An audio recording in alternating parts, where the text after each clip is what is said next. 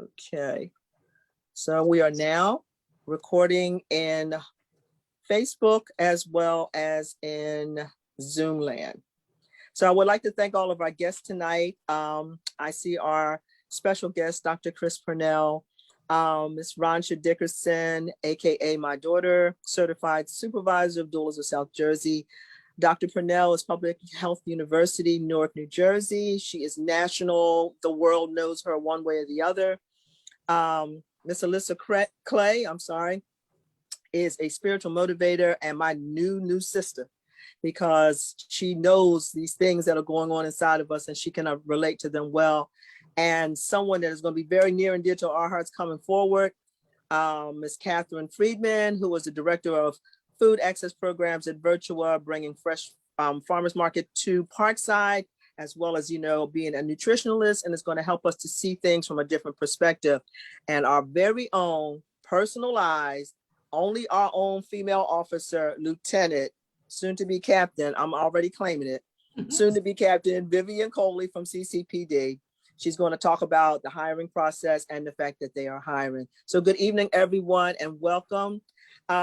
We just want to say that we are at the end of Women's History and Health Month, and it's a very important time that we don't spend a lot of time on, but this year we really couldn't because the pandemic is still upon us. So that's our health for our month. But this month, we want to just allow people that have the ability to go on our chat room and actually put names of women that you know throughout history. Just say their names out in the chat world so that we can all see it. Put it into everyone, and then you can put the person of the name of the person in there, and then that way we can all see them. I'm gonna start off by sharing 3 activists, 4 of them actually. Emma Goldman, who was probably a relative of mine, but I don't know because my last name is actually Goldman. Ruby Bridges, the little girl that they wouldn't let inside the school. Angela Davis, who all of us have afros because of her, who always threw up her fist with her afro. And Miss Dorothy Height. Miss Dorothy Height was an activist that was always well-dressed, wore the biggest hats and the most beautiful hats, and stood out for a lot of different things that we have now today due to the rights of women, through ERA and other people. With that being said, I would like to introduce tonight a very special guest. Dr. Chris Purnell, I don't know a whole lot about her, but I'm gonna tell you what I do know because I want to keep this real with all of us, seeing that it's all females. We were on a Zoom and Dr. Purnell was there. And I'm listening to everybody talk and everybody's talking and everybody's talking. But Dr. Purnell came out with a spirit that showed us something that the rest of the doctors were not actually showing us. She showed us spirit. She showed us what it feels like when you lose somebody in the field that you're in and still have to go forward no matter what.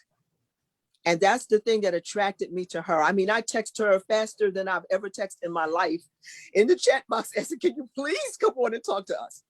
So she is known all over the nation, actually, with the information that she is expressing to all about public health and how important it is. And to have her on with us tonight is the biggest thrill of my life so far. The next biggest thrill will be Michelle Obama, I think. But in the meantime, this right here is where we are. So I would like to welcome and introduce to all Dr. Chris Purnell from the Public Health of University Hospital, Newark, New Jersey. Welcome, doctor.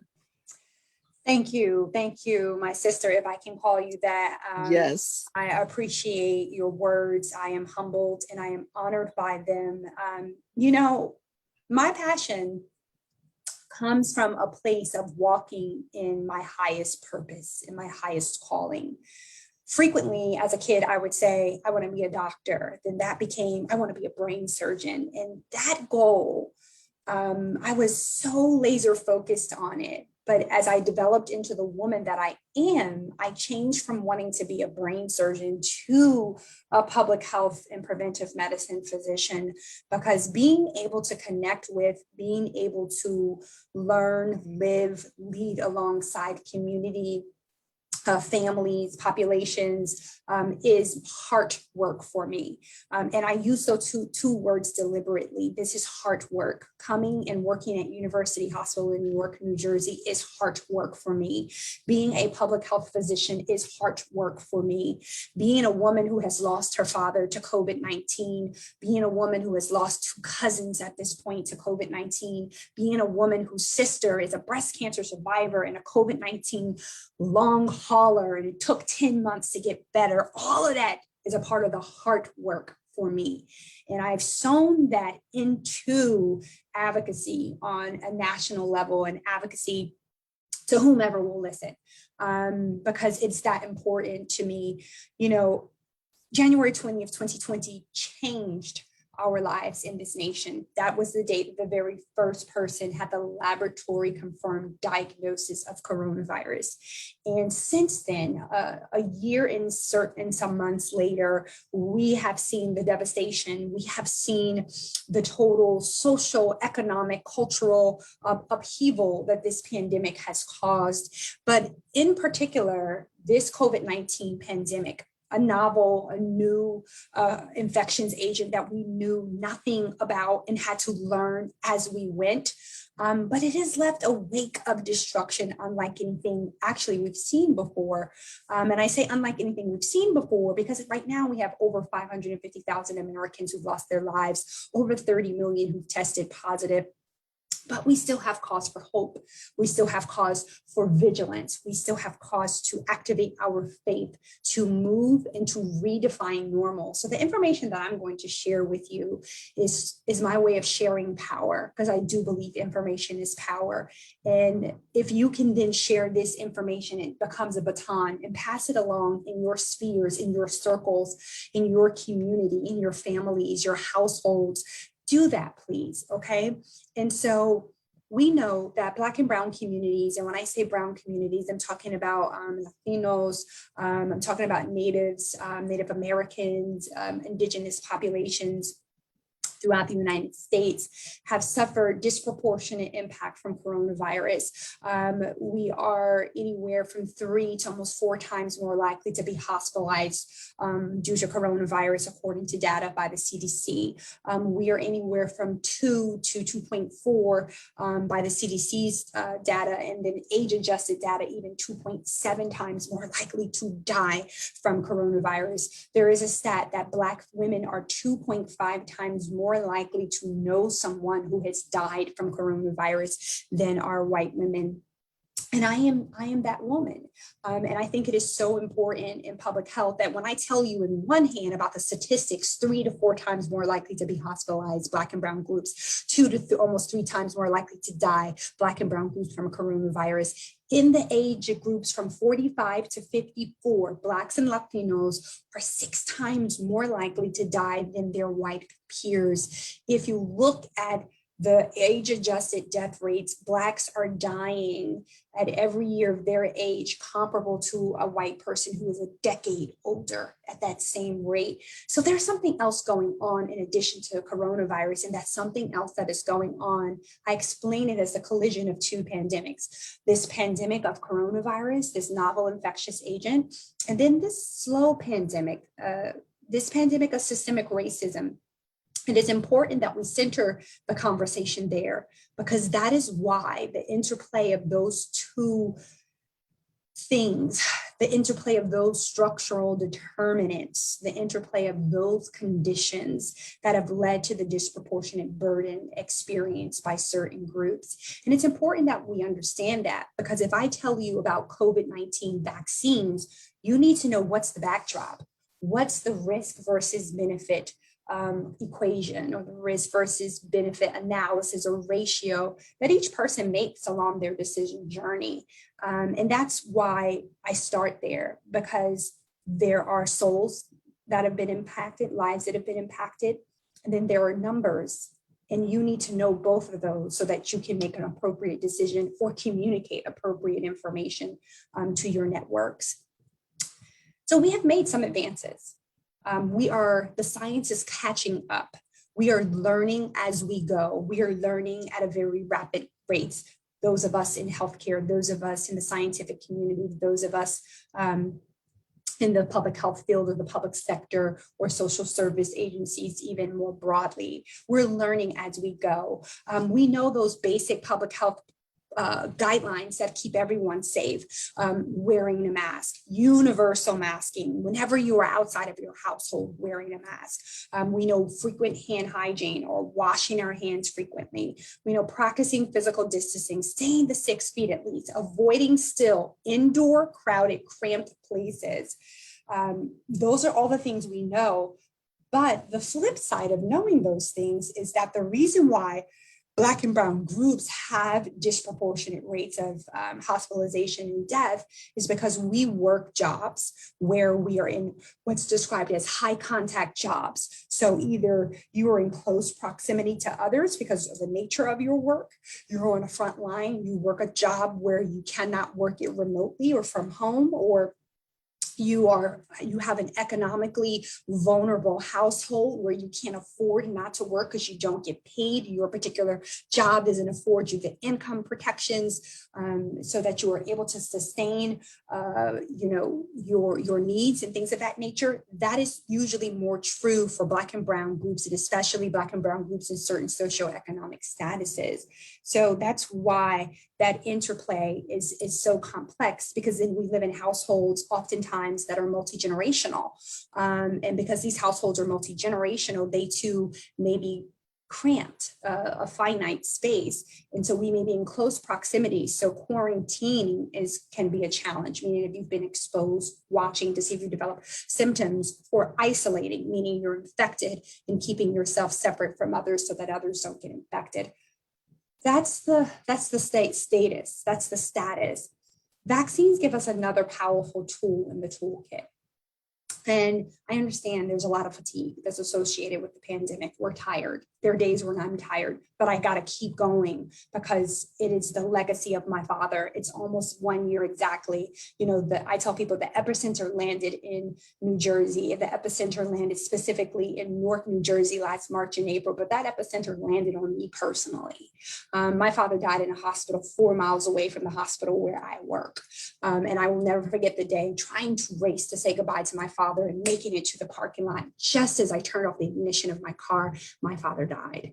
And I think it's very important that I share these personal stories, that I share my narrative with you, because it is narratives, lived experiences that are going to make the difference when we're empowering others through our conversation, when we are imparting through our conversations, and when we're saying, what do we do to keep ourselves safe?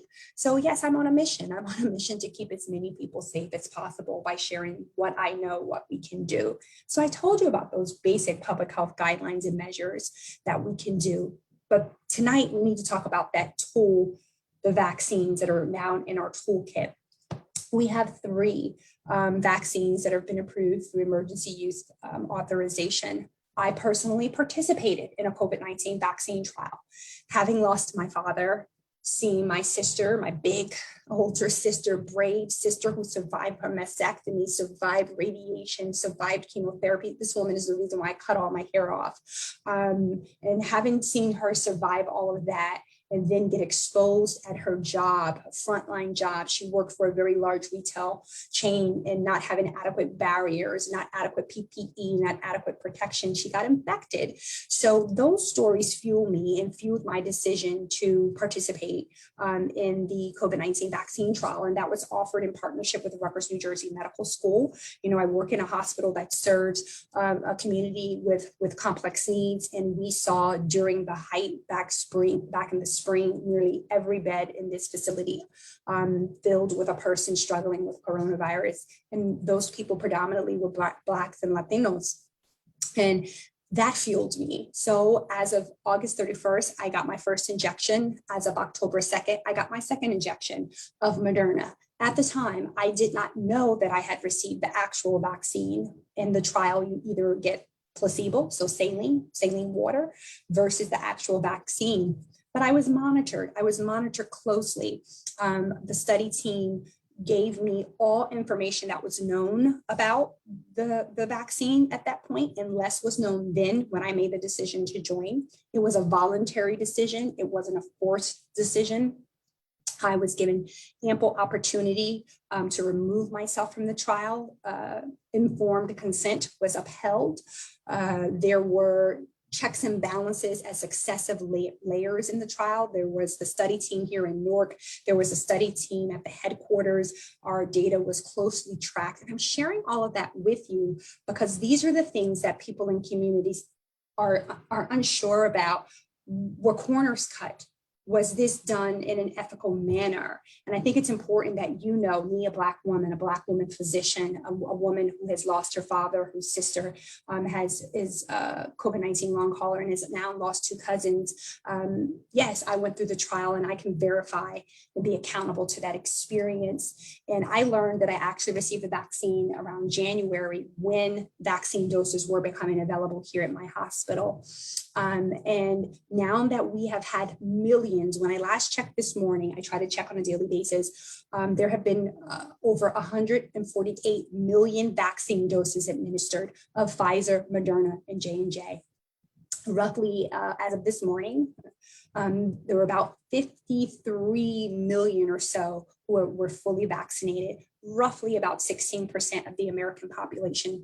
And that was predominantly adults and older persons. There are roughly just shy of 100 million who had received at least 1 dose. So we are making progress, but we need to make more progress so we can get to community immunity. And and I say community immunity, you may have heard herd immunity at another time. And why is that important? That is important because it's like getting each person to a safe ground. We need to get as many people to safety so we can outpace the variants. There are variants in community. We know some of the variants because they talk about them on the news. UK or B117. There is a New York variant. There has been a New Jersey variant, a California variant, a South African variant, a Brazilian variant. Basically, with all of these variants, it means that the virus keeps changing, the virus keeps mutating, trying to stay alive because the virus is about preservation. And the virus only survives by being inside of someone, by infecting a host. That's why being vaccinated is an important choice. But it's not my role to convince you. It's my role to share information with you in plain spoken terms so you will be in a position to operate in your self-efficacy, to make an informed choice or decision, and you can move along that decision journey. So 3 vaccine options, 2 are what we call messenger RNA vaccines. What that means, and I think this is very important to say, I've already said that the science was not compromised. The corners were not cut. It was not unethical. The process was politicized at times, and that bothered me a lot as a public health physician, and especially as a Black woman, because I already know the barriers that racism has erected that interferes with health-seeking behaviors in the relationship with care providers for our communities. And so it is important that I emphasize to you the science that helped to design all 3 of these vaccines really is science that we didn't just discover in the lab. This science has been building, has been accumulating, has been growing over the I would say this decade. mRNA vaccines, we've never delivered one to market. We mean the scientific community, not me personally as a scientist or researcher. We've never delivered one to market, but we made enough advances, knew enough information, had enough knowledge that at this time it worked. And this time it worked better than it had ever worked before. So that's a part of something I think everyone doesn't know, that there was a lot of effort that went into it. It wasn't a quick work. It actually was a decade's worth of work. And then we had learned a lot about coronaviruses in general, not this specific COVID 2019 disease, but coronaviruses in general. And so in that learning process, we knew what to attack because of few past outbreaks of SARS and MERS. So there's a lot we knew about the science that gave the scientists a leg up. And then this process was different because the nature of the technology of the vaccines is a genetic recipe. You might know a thing or two about recipes. It's a genetic blueprint. I've heard people describe it as a genetic Snapchat, meaning that these messenger RNA vaccines do not contain coronavirus, do not infect you with coronavirus. They have a genetic code, a genetic recipe that tells the body to make a protein that is very similar to a spike protein on coronavirus, but it can't infect you. It can't make you sick. And so the body makes those proteins. The immune system responds by saying, hey, this is not normally here. Let me protect myself. So the immune system creates antibodies, T cells, and then the body gets rid of the messenger RNA. It at no point alters or changes your DNA. That's something else I've heard. It does not impact the fertility of women. There is nothing to suggest that it impacts the fertility of women or men. And so this technology is going to be a game changer. So that technology was used for Pfizer. That technology was used for Moderna. J&J is slightly different. It uses a vector or a carrier. So the genetic code is placed in a weakened cold virus called adenovirus, but it can't make you sick. It's just mutated or changed to be a vessel. You put the code in the vessel, it goes into your body, and it's just a step above. The DNA changes it into messenger RNA, and the messenger RNA tells your body to make protein. So I've just explained in very brief a very complex process, but a process that is quick.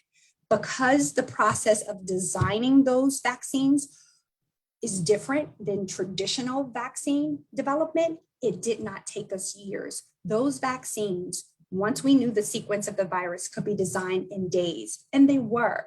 And I think the last two things I want to say to you before I open the floor for questions, it's very important for you to know that yes, Black and Brown people have been disproportionately devastated, impacted by this coronavirus, but we also have been in positions of power, positions of information and learning, and positions of consequence. Dr. Kizzmekia Corbett, the Black woman scientist at the NIH that led the team that designed the mRNA vaccines, actually their work was also used toward J&J's vaccine, and that we were involved at the FDA, we're involved on the advisory panel at the CDC, the National Medical Association, the NMA, Black physician scientists, we've come forward, we've vetted the information. And so I think that's very important for community to know that others in community have stood up, others in community are advocating because we want to keep people safe.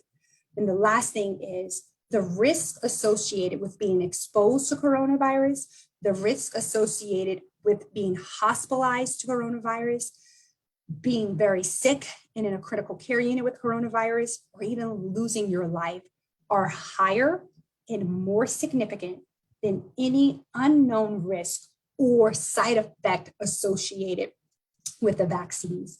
What we know is that these vaccines are, reactogenic, meaning the body produces a reaction to it. You don't get infected. What you feel, the symptoms, the side effects are your inflammatory process working. So yes, you can get side effects like pain in your arm, a local a reaction. You can get tenderness, or you can get a more systemic reaction like fever, like chills, or something that's more common than fever or chills. You can get tiredness, fatigue. I experienced the pain, I experienced the tiredness and fatigue, and it was worse with my second injection, but then it went away. So for the most part, people have very brief periods of time where they display symptoms, about 24 to 48 hours, and then they recover. But that's not necessarily true with coronavirus. And you can't predict who's going to necessarily be the person who loses their life, although those with chronic health conditions seem to have worse outcomes, but you can't always predict. Or the person who's going to have lingering long-term symptoms like my sister. It took my sister 10 months to return to some semblance of her baseline and to go back to work. So are these vaccines safe? Yes. Are these vaccines effective? Yes. All of them are equally effective at preventing death. All of them are very effective at preventing severe disease, so meaning hospitalization or critical care unit stay. And we now have research from the CDC that at least the first two that were authorized, we're still working on the data from J&J, but they are 90% effective at preventing infection. So we have a very powerful tool in our toolkit, but that tool will only benefit us if people actually get vaccinations. So I'm also concerned with advocating around solving around vaccine equity. How do we ensure that access to vaccines, the barriers were removed, especially so that those communities that were disproportionately impacted and devastated can reap the benefits of this groundbreaking science and technology? So I'll leave it there. If there are any questions, I'm happy to spend some time answering them. Thank you so much, Doctor. I can't say that was a mouthful. I mean, I wrote a lot of notes, and you know, I'm overwhelmed, and you've answered a lot of the questions, because I will tell you personally, I've been one of the ones resistant to this whole vaccine thing. I needed more information. You led me kind of towards that part of it that helped me to understand that it wasn't a very quick fix. It was something that had been going on for a while. So that was one of the problems that a lot of people of color, especially women in general, were looking at, like, did you just do this in a year? Because we're not taking it. So you let us know that it was in the process in the last 10 years, that it had been ongoing. And I want to clarify and say more about that. So the way science works is science built upon previous knowledge and previous discoveries, right? So my dad that I lost to this pandemic, imagine this. My father was a research scientist. My father never went to college. My father was self-taught. My father started at Bell Labs cutting grass because that was the job that was available for him. My father went from cutting grass to being a laboratory technician, to working in the lab next to PhD scientists, to running a lab and being a member of technical staff. I was raised in a house where I was taught to respect, taught to relish Black excellence, Black power, and the power of science. And so my father also had HIV/AIDS. And a lot of what kept my father alive were advances in science, advances in medical research. So my father lived with a viral load undetectable for nearly a decade. HIV didn't take my father out. Everyone thought it would. At one point, he had AIDS, he had wasting. It did not end his life. And so I know that because of our present day and contemporary experiences, as well as sometimes because of our historical experiences, you know, we have to learn to protect ourselves first. So you show me that this is safe. You show me, you verify, you validate, and I appreciate that. And so that science had been building around mRNA vaccines. It hadn't been specific to this infection or disease, but that science had been building. Actually, there was a woman scientist who's been working around mRNA for like at least 3 decades. It's the last decade that significant advances were made. And then understanding around coronaviruses, so MERS and SARS, they're a type of coronaviruses. This virus is SARS-CoV-2. And so we understood what position that spike protein needed to be in order to, you know, have the best antibody response. So it was like the perfect timing, but we haven't always done a good job of explaining that to people, that we in the scientific community and public health built upon previous knowledge, and based on the usefulness of that previous knowledge in our thickest moment, you know, how people's like, it's getting thick, in our thickest moment, we were able to tap into that knowledge. Sarah Drummond, she is our Director of Finance at PBCIP, has a question. Go ahead, Sarah. Hi, thank you, Dr. Chris, I'll keep it short, for giving us such a thorough presentation of COVID, the benefits and the risks of the vaccines. A few weeks back, I was watching the Rachel Maddow show, and she had a doctor on. His name was Dr. Kessler, and he spoke about a COVID medication that's given to people who have high risk once they come into the hospital. I think it's monoclonal antibodies. And what he was saying was people have to know that this is available, and why. I just wanted to throw that out there just so that people he was saying that you don't get it unless you ask for it. I'm glad you raised that. I'm glad you raised that because that's usually something else I talk about a lot. And you're right. Mhm. Usually, if I'm talking, because you can imagine, I get people who text me, call me, inbox me on Instagram, Facebook, however they can reach me. And they just have questions. They want to go to someone they feel like I can trust this person. And so people are frequently saying, hey, doc, I got these symptoms. I'm like, get tested. Or they tell me, hey, doc, I got tested today at such and such urgent care center. And they just told me to go home. I was like, no, don't just go home. Let me tell you, you might be eligible for a monoclonal antibody therapy. Okay. And so we in public health, we in healthcare have to do a better job, especially in Black and Brown communities who disproportionately carry this water, so to say, and this burden to make sure people know. And yes, one way to exercise your agency or your power is to ask, right? And to demand of systems. I learned that fighting for my mother's life. I lost my mother to Parkinson's 3 years ago. And it was a bitter fight, especially at the end, because she got very sick, but I frequently had to demand and ask for things for her. And it shouldn't be that way. But yes, as a protective mechanism, you do. So there are certain eligibility criteria for who can get a monoclonal antibody therapy. Typically, it's not the sickest patients. Where it is shown to be most effective are those who may have, let's say, a mild to moderate infection before it gets very bad. That if you give those persons an antibody cocktail, that it reduces the length of those symptoms and it reduces hospitalization and ultimately mortality. So if you're above a certain age, so if you're 55 and older and you have certain chronic health conditions, chronic kidney disease, high blood pressure, heart disease, things like that, overweight, severely overweight would qualify you with the eligibility criteria. Or if you're just 65 or older, would qualify you for the eligibility criteria. Or if you're in the younger age group and you're of a certain weight, and again, you have certain risk factors, you will qualify. The rate limiting step is you need to take the monoclonal antibodies within 10 days of symptom onset. And that's what people always don't know. Excellent. Thank you very much, Doctor, for that. Are there any other questions in chat? I see Marion has raised her hand. This may be the last question we'll be able to answer because I have to bring in Rasha Dickerson. She has to leave us at 7, so I just don't want to miss out on that. So if there's any more, we can do at least one more after Marion, and we're going to move on from there. Go ahead, Marion.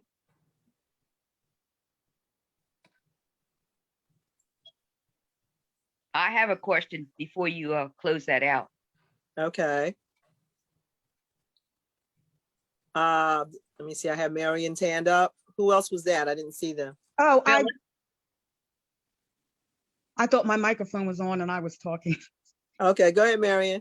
Okay, I hope I'm asking this appropriately, using the right words, but it's a two-part question. But how long will the current vaccine that we're all taking now, the vaccines that we're all taking now, protect us from the coronavirus and any COVID-19 and any of the variants? And is it possible that we may need to have a sort of booster in the next year or the coming years in order to get a greater protection? Excellent questions. Excellent questions. And so I'm going to tell you what we know at this time. No one can tell you right now with any level of certainty how long the immunity lasts from these 3 vaccines. We just don't know it yet. We have data that is suggestive, right? So if you look at some of the studies that are coming out about natural immunity, meaning people who got infected with coronavirus and how long the antibodies are from that infection, how long they last, how robust the production is, and how long that immunity is. We have recent research that shows that immunity could be as long as 8 months, 6 to 8 months or more, and that's with natural immunity. So there are certain extrapolations or estimations we're making based off of that science. But there is a likelihood that we are going to all need booster shots, right? So I had my first injection August 31st, second injection October 2nd. We're coming up on a year for people who were in the very early phases of the trials. And so these drug companies should be able to release some data soon, because whenever I go in for my checks, they draw blood. and they're tracking my antibodies, and they want to see how long those antibodies last. And so you'll have people who were vaccinated ahead of me who are going to hit certain benchmarks. So drug companies are going to be able to say with more certainty how long immunity lasts. We're just not there yet. We have data that can suggest. That's one thing. Two, we know that the antibody response is stronger from vaccination than from infection. That's why people who have been previously infected should get vaccinated, okay? And three, we know that all of the current vaccines do provide protection against the variants, although certain of the variants do what we call evade the immunity a little bit. So what that says to us, and by the nature of the science of these vaccines, is very likely at some point that the drug companies are going to design a specific vaccine for certain variants. If there are certain variants that are very prevalent in the community, kind of think about flu, but this technology allows it to be more specific than how the vaccine is created for flu, okay? So those are things that are still evolving and still emerging, but very good questions. Excellent. Excellent. I don't Thank see you. any more hands raised. Yeah. And is there one more? One more, yeah. Who's that? Is this Miss Phyllis? Yeah. Laurie Phil- McNair. Okay, go ahead, Miss Phyllis. Well, yeah, thank you, Dr. Purnell. My question to you, I think, has already been answered, and that was, the route that the J&J vaccine takes, and you said it goes through the DNA and to the RNA. mRNA, yes. So Yeah, J&J is a double-stranded DNA code, right? The Would that mRNA alter the DNA? will not alter the DNA. No. What how can I get that information from you? Can I can, what I'll do is before I sign off, even when you all move on to the next presenter, I'm going to put in the chat box some links that show you through pictures how J&J works versus how mRNA, meaning Moderna work, and you can use that. So really in brief, the mRNA vaccine, so if this is your cell and this is your nucleus, the mRNA vaccines don't go in the nucleus where the DNA is, okay? So the mRNA vaccines go into the cytoplasm of the cell, the mRNA is read in that cytoplasm and they start to create proteins, then the mRNA vaccine is degraded by the body and the proteins are gotten rid of because you get the antibody response, okay? The J&J is a double-stranded DNA that's in an adenovirus vector so that the cell uptakes that. The DNA in your cell reads it and converts it to mRNA. Then the mRNA says, make these proteins. It doesn't change your DNA, but it's using the tools to convert from DNA to mRNA so the body can make a protein. Okay. Thank you. You're more than welcome. So all of the questions, okay, two things. Our meetings are recorded. So if you go to www.pbcip.org, and you look in our boxes at the top to the left, it's a drop down. You can actually find these meetings that's there. They're also on our e-blast, where it'll show you if you missed a meeting, you can go there and you can see it. Everything that Dr. Purnell has spoken of tonight and all of our presenters are speaking on tonight will be right there. So all of those links and everything will be available to you. Dr. Purnell will send it directly to me. I will be able to have it to send it out to you directly. So we could do that as well, okay? Okay. So I just want to thank Dr. Purnell. I am looking forward to hoping to get you back here, hopefully in September or maybe earlier. Follow me. So we can just do a follow-up on what's going on and how things have happened. So we can see what we're doing, and how we're moving on into the next year, because by June, it'll be mid-year. And we'll know more because we'll have information about kids being vaccinated. Exactly. The studies are moving forward, okay? So we thank you so much. Thank you so very much. Thank you. And I'm going to keep putting links in and then I'll sign off, okay? Okay, thank you. So I hope everyone enjoyed Dr. Purnell's presentation. We're going to move right along. I am noticing in the chat, I see a lot of names that have been thrown into the chat. And if you're on the chat, you can see a lot of these names. I could just give you like a general overview of just a few of them that I've seen. I've seen things as close to as us as Roletta Cream, a former principal, Julie Blackward,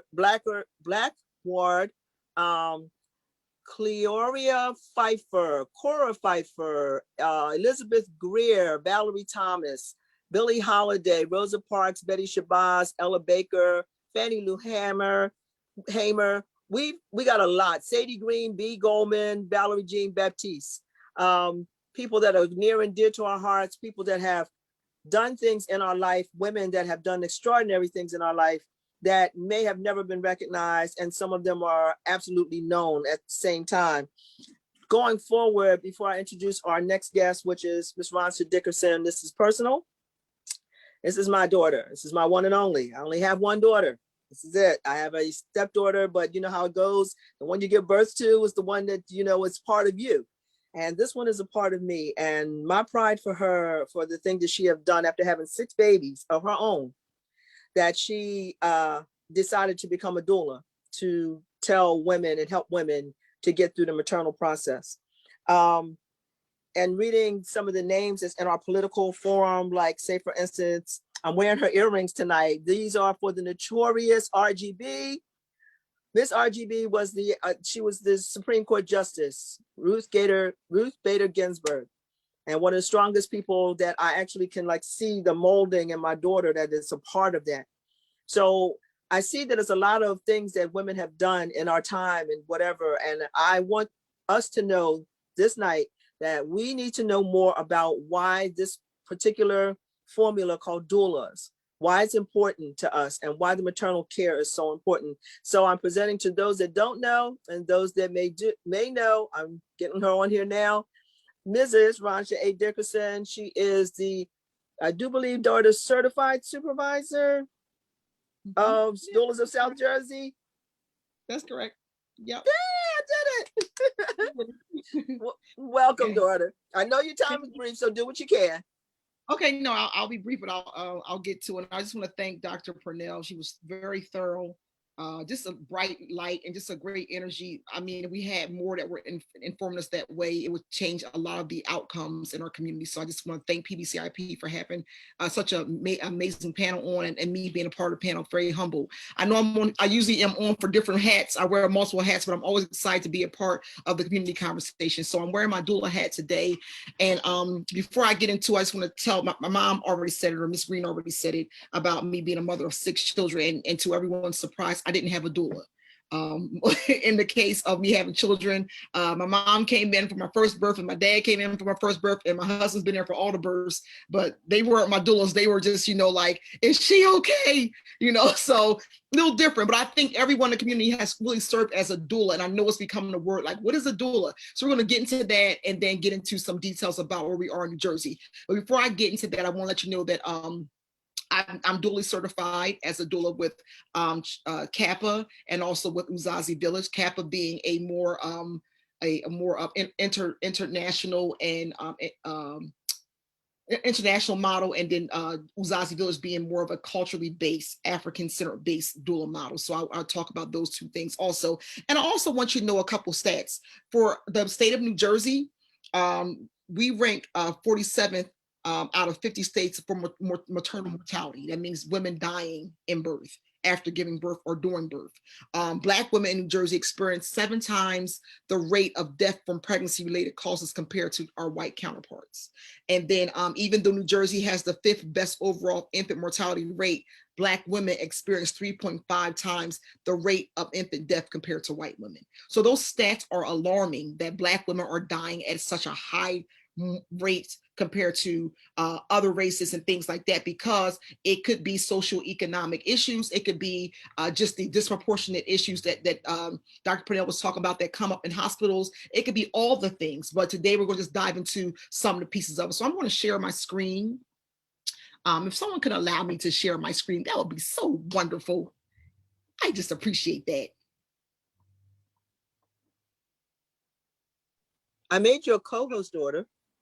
Oh, so, yep, I got it. Just did it. Thank you, Mom. Okay, got it. So this is just a quick presentation. I do apologize. I had to hop off. I have another call in Texas with another group that I'm working with for an organizing event. But community doulas and Black and maternal health in the era of COVID-19 by myself. I'm a certified doula. Just to be very clear that Private practice doulas are women who take on clients and they work with these clients over time, and they pay them. They may not be in their community. A community doula is someone who lives in your community, who you see in your neighborhood, who is a certified woman of color, that, or it could be a community doula, can be in a white community too, but community doulas make a difference because we don't only work on prenatal, labor and delivery, and postpartum and breastfeeding or nursing outcomes. We work on a community at large. So issues that happen in our community, whether it be racial injustice, issues with schools, issues with jobs, issue with housing, issue with food, community doulas are a part of that conversation, because what affects our community affects our clients and affects birthing mothers and affects families. So that's the difference between a community doula and a private practicing doula. There's a lot of racial biases in a hospital system. I want to make that very clear that, you know, when Black women or Black people go to hospitals, particularly Black women, we don't feel heard. Most times we're going into hospitals and we complain we have a pain, we feel different, we feel some kind of way. In some cases that we've learned over just having case scenarios, most women are not taken, Black women are not taken seriously. Like, we can either take the pain or our pain is not serious. So that right there creates outcomes where women don't want to go into hospitals, and it creates situations where we may wait too long to get prenatal support. We may wait too long to go into the hospital to have the baby because we don't feel valued. We don't feel heard. I know you've heard the story about Beyonce. Beyonce went and they cleared out a whole floor of the hospital for her to have her first daughter and her twins. And Beyonce said that her experience in the hospital of the treatment was foul. Or the great tennis champion, Serena Williams, she had to tell them that she had a pain going on in her body that they did not catch, and they didn't hear her. And these are mega stars. They didn't hear their stories. They didn't hear their voices. So the devaluing of Black women voices has always been something going on in hospitals. That's why the mortality rate for Black women is so high. And then on the last part is that ultimately, for the politics of this, it doesn't matter what party you belong to. We are asking for better maternal outcomes so that mom can live longer and children can live happier with their mom there. So I just wanted to hit those couple connections and let you all know that that's why being a doula is so important. So I'm going to get into this slide real fast, and we can have this conversation. So what is a doula? People have asked, and I'll show it here.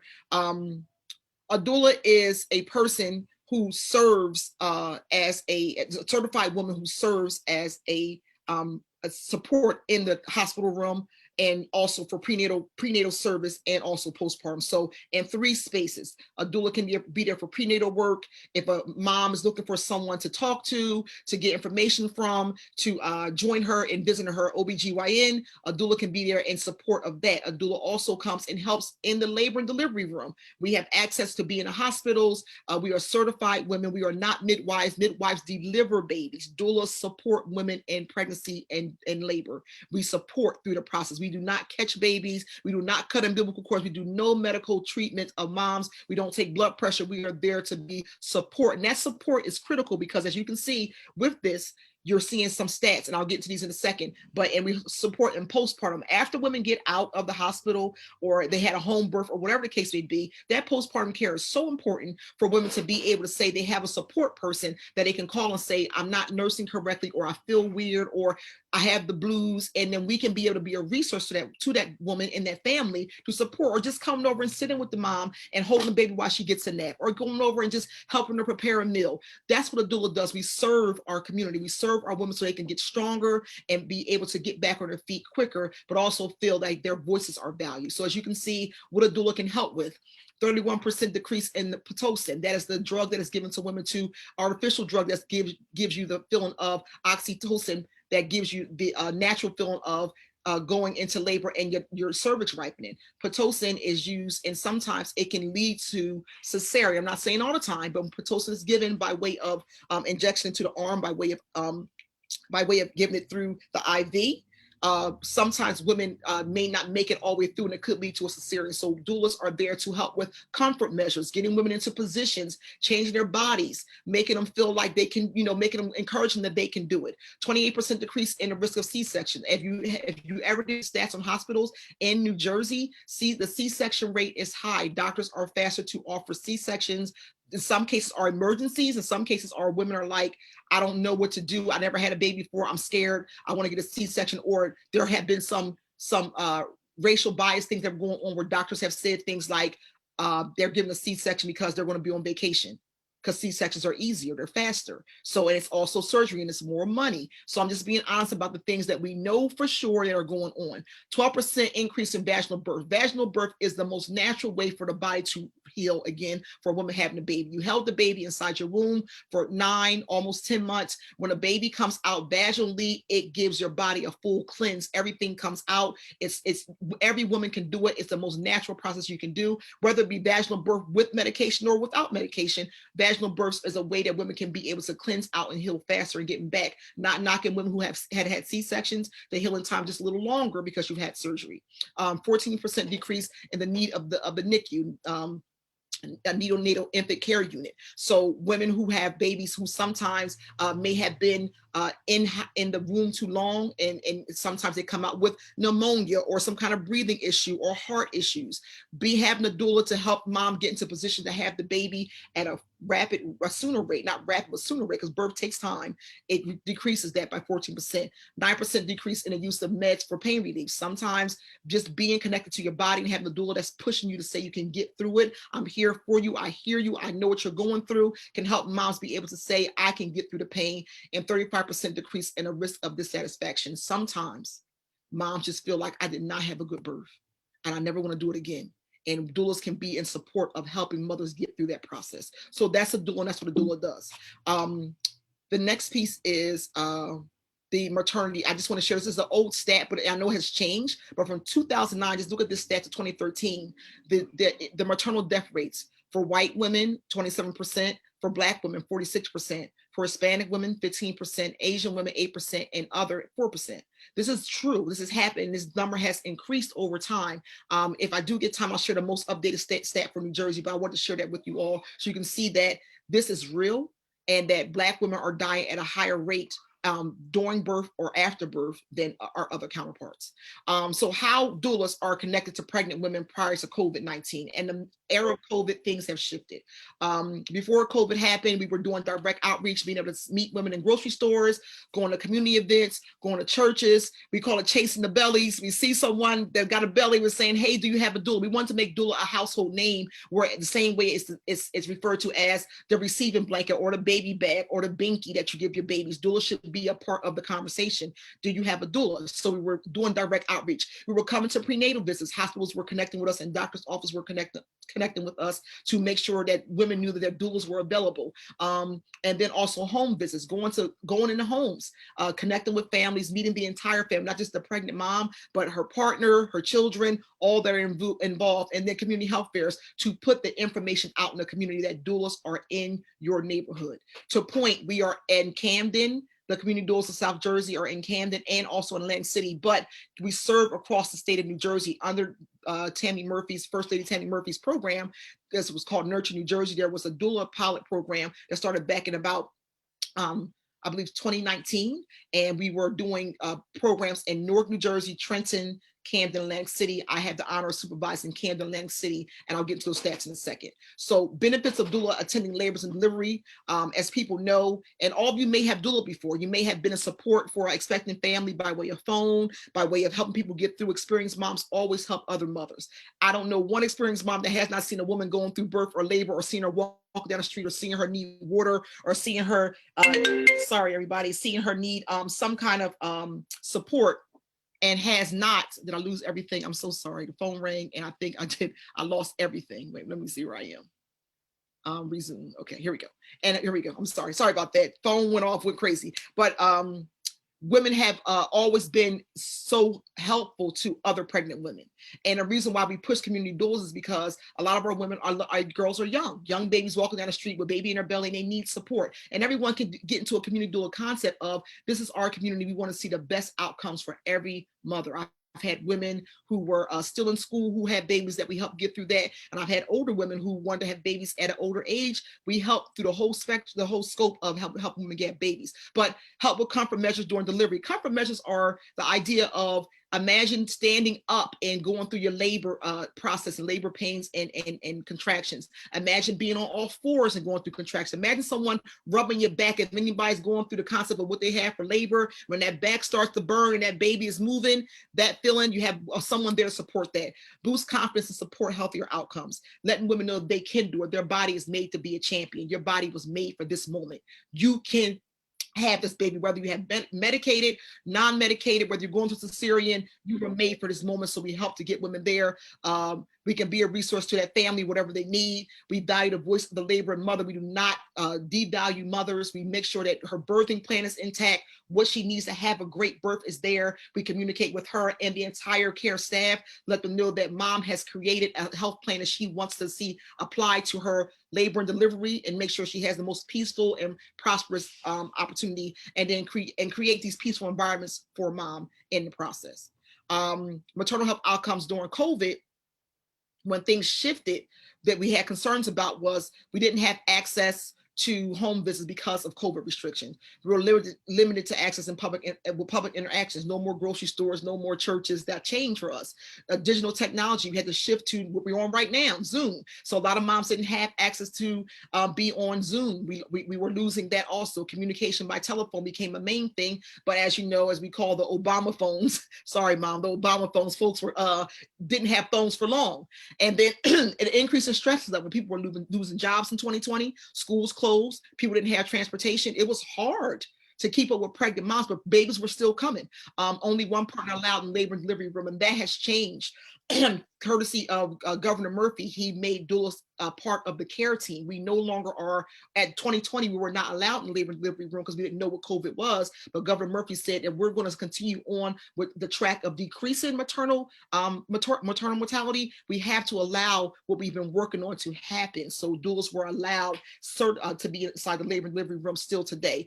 Heightened social economic concerns, not enough food, mortality and morbidity of Black women and women of color, and the overall fear of contracting the coronavirus. A lot of women did not want to go into the hospital, did not want to be seen by care providers because they were afraid that they were going to contract the coronavirus and also give it to their baby. And I know you've heard a lot of stories of women who maybe have contracted coronavirus and babies did not catch it or may have lost life due to it. So these were our concerns during maternal health and for COVID.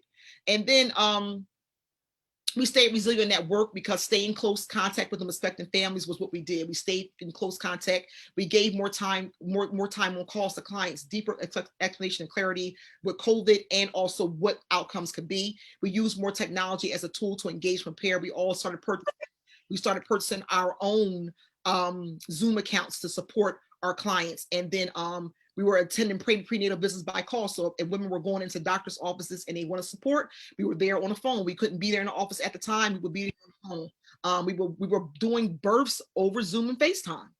I know it sounds crazy and bananas, like that's absurd. Wait a minute. I'm sorry, everybody. I'm so sorry. Oh my gosh, I'm so sorry. I'm almost done. I'm so sorry. So we were doing Zoom visits and FaceTimes and coaching births. We were communicating with legislators to introduce the bill to support maternal health outcomes, and we won that. That happened. And we communicated with other sister doulas for better practices. People were going through different experiences all over the country, and we were coming together on calls talking about what can we do to strengthen New Jersey and supporting sister doulas and clients as we walk through this together. That was very important because we wanted to make sure that folks understood that we're in it together, and COVID made us get stronger together. The next piece is for us as Community Doulas South Jersey. As I said, under this program since July of 2019, we've been rolling with First Lady Hattie Murphy, who has a heart to support the birth outcomes of Black women and women of color. She tells her story about her 4 births. She didn't have a doula, but she said that she's as a white woman, she had more privilege. She had way more privilege, but she said she didn't have a doula. But she also tells a story about she's witnessed the stats of New Jersey, and it's appalling. And she wanted to make a difference. So her idea was to find the funding, partner with the Department of Health, get a African-centered training base to come together, come into New Jersey and train women in Newark, Trenton, Atlantic City, and Camden. For Camden, Atlantic City, we've trained 23 doulas.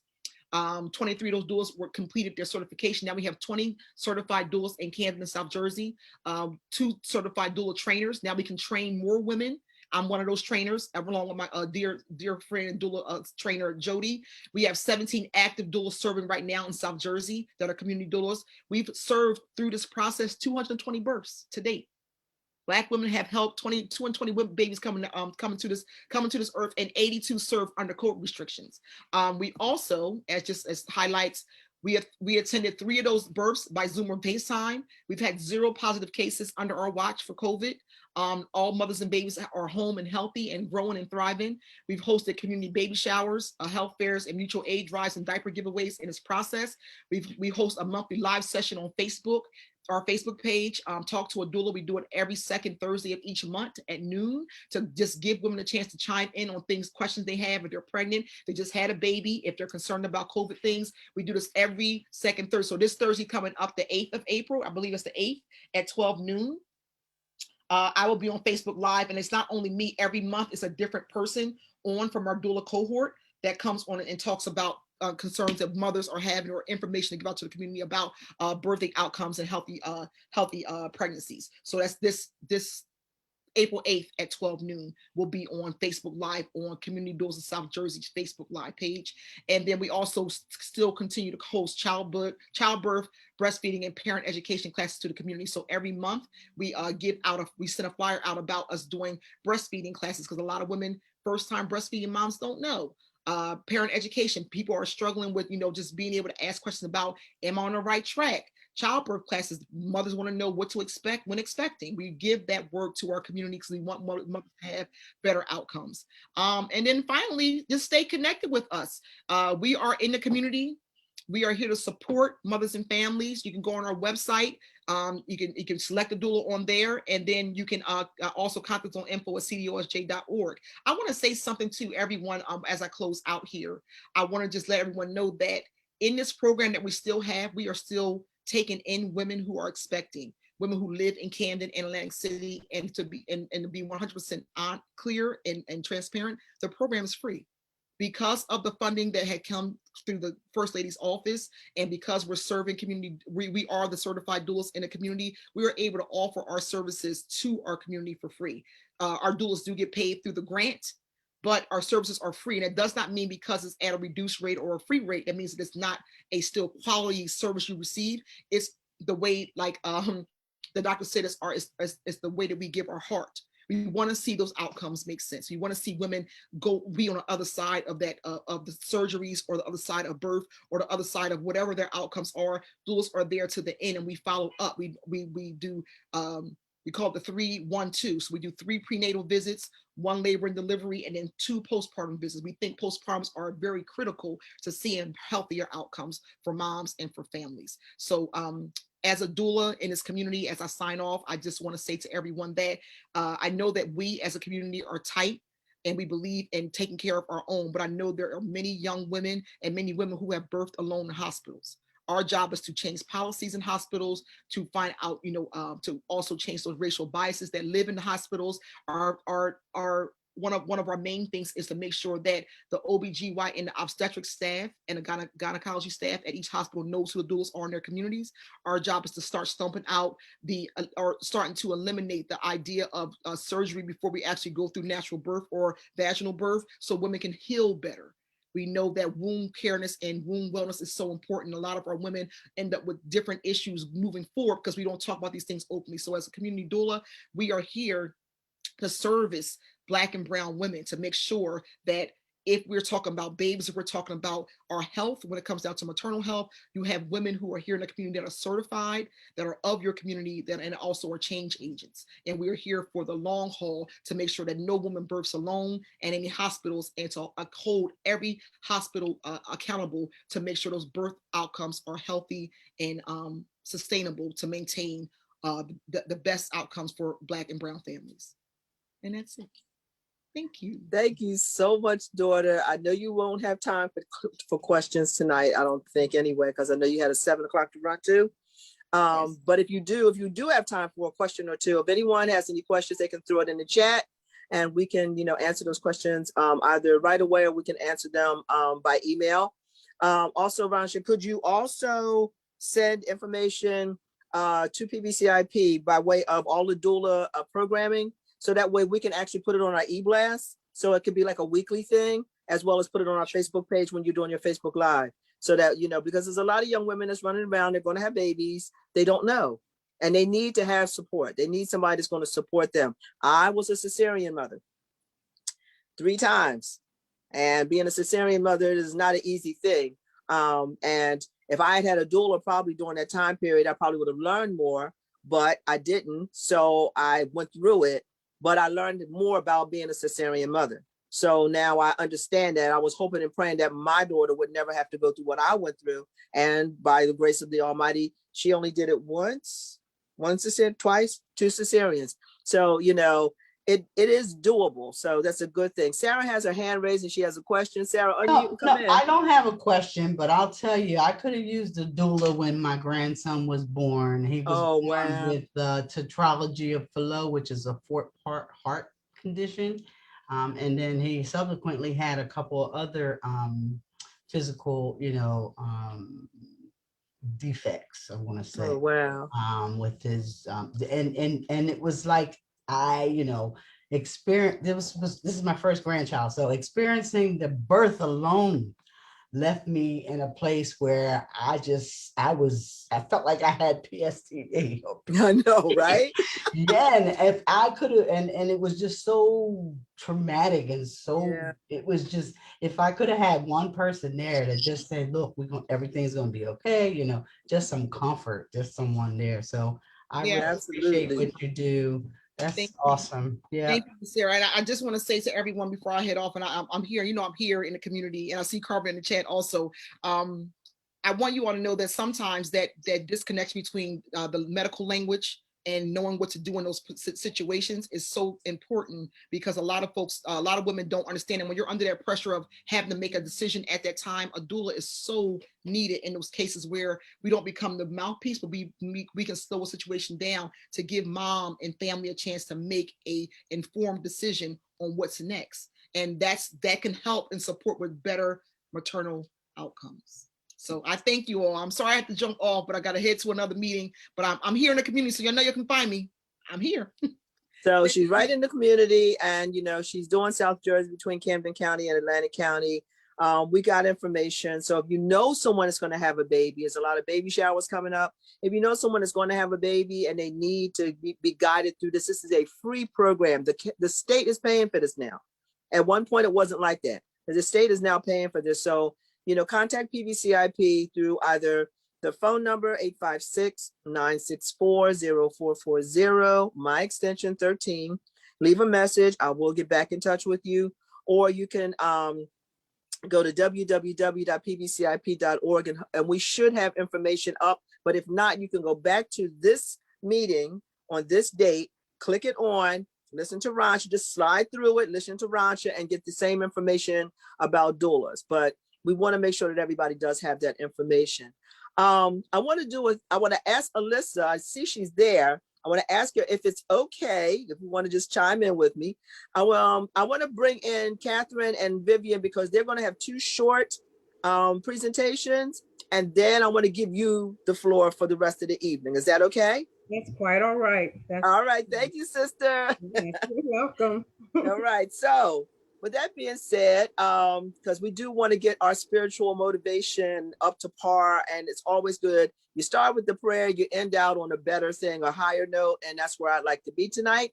So I'd like to bring in, now that we've talked about doulas and babies and maternal health and why it's important, to bring in Catherine Friedman, because she's going to bring us a fresh idea of what fresh fruits can be in a farmer's market in a Parkside neighborhood.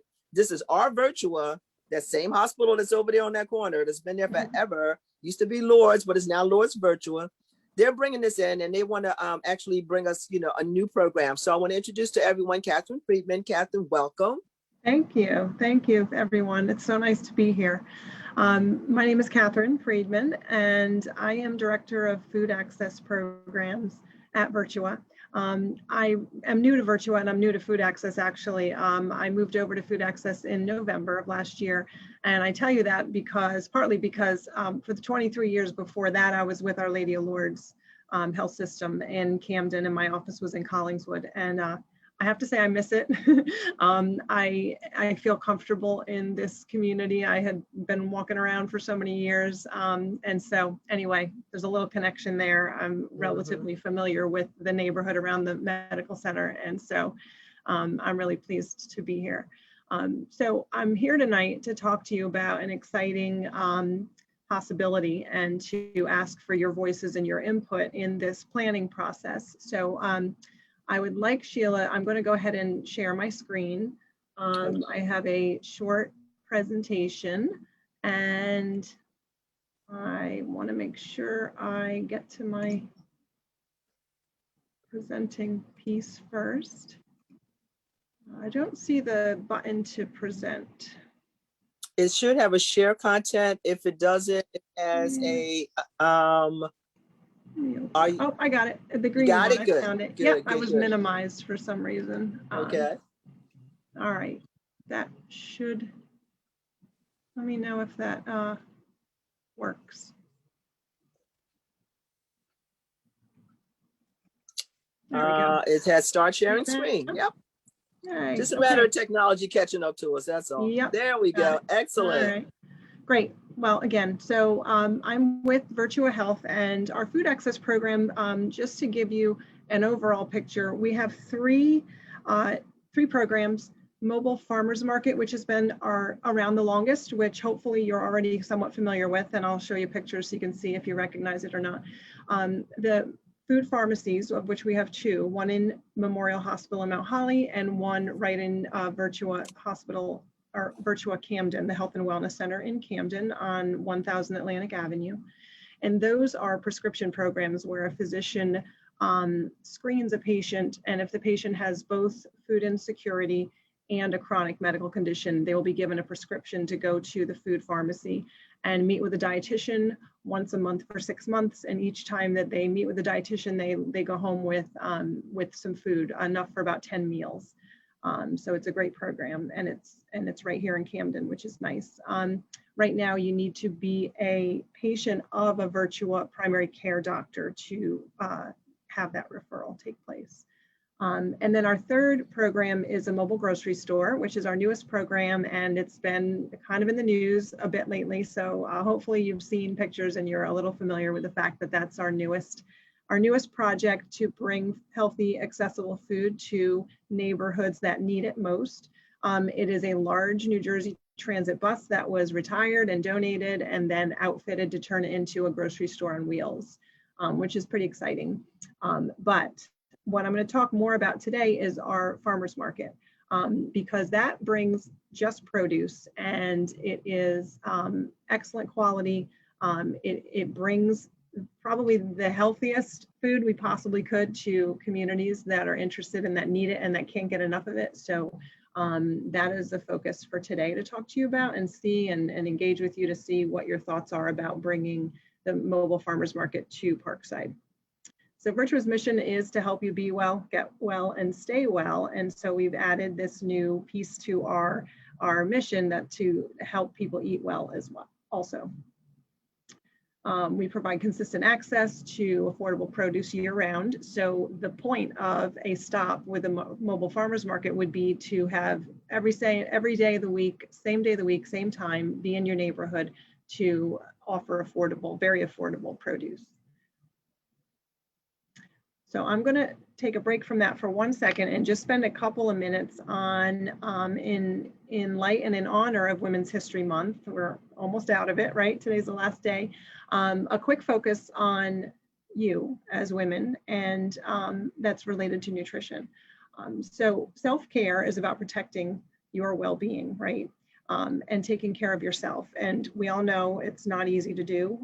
We have so much going on in our lives that we don't take time to invest always and often enough in our own health and well-being. So my message as a holistic health counselor and a nutritionist, as well as a Virtua representative, is just to remind you that good nutrition is one really good way to practice self-care. And it can be simple and it can be small, but it can be really powerful.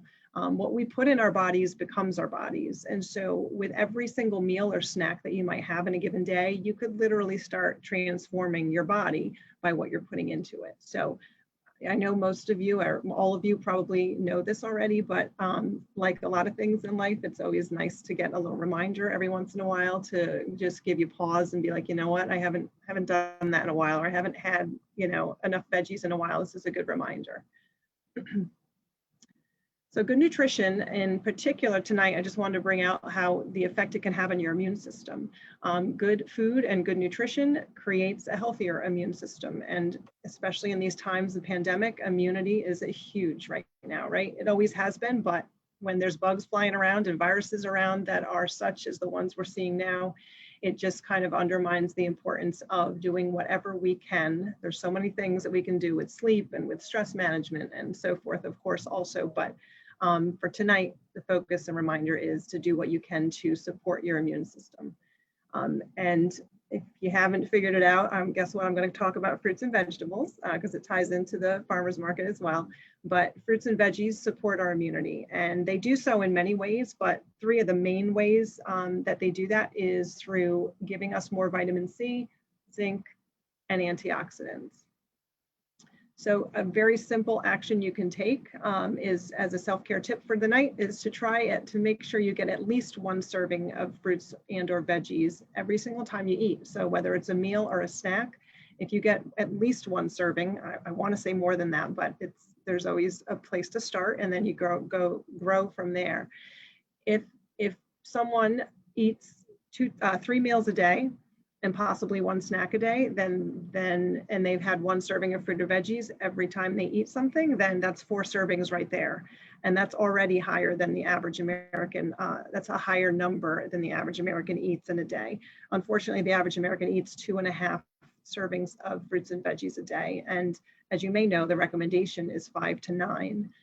So I think this is a good starting point, just as a reminder for people or a motivator. Every time I have a meal, I make sure I have at least one serving of fruit or veggie. And then by the end of the day, you've had more than the average person. And hopefully you can, again, expand it from there. Good sources of those 3 things that I highlighted today that help our immunity are zinc, vitamin C, and other antioxidants, because vitamin C serves as an antioxidant.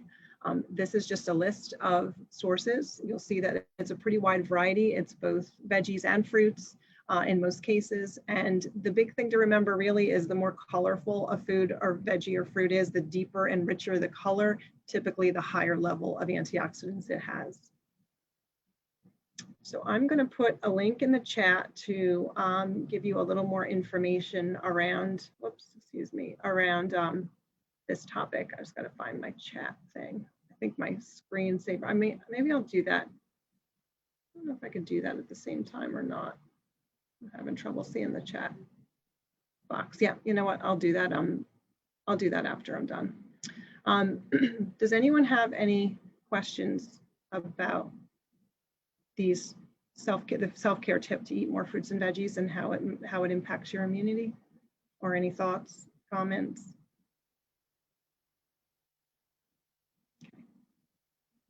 Then I'll go ahead and move on. So let me get to the next. Whoops. This is our Eat Well Mobile Farmers Market. Hopefully you recognize it. This is where it's parked in this picture. It's parked right at Camden Health and Wellness Center in the parking lot. It's there once a week.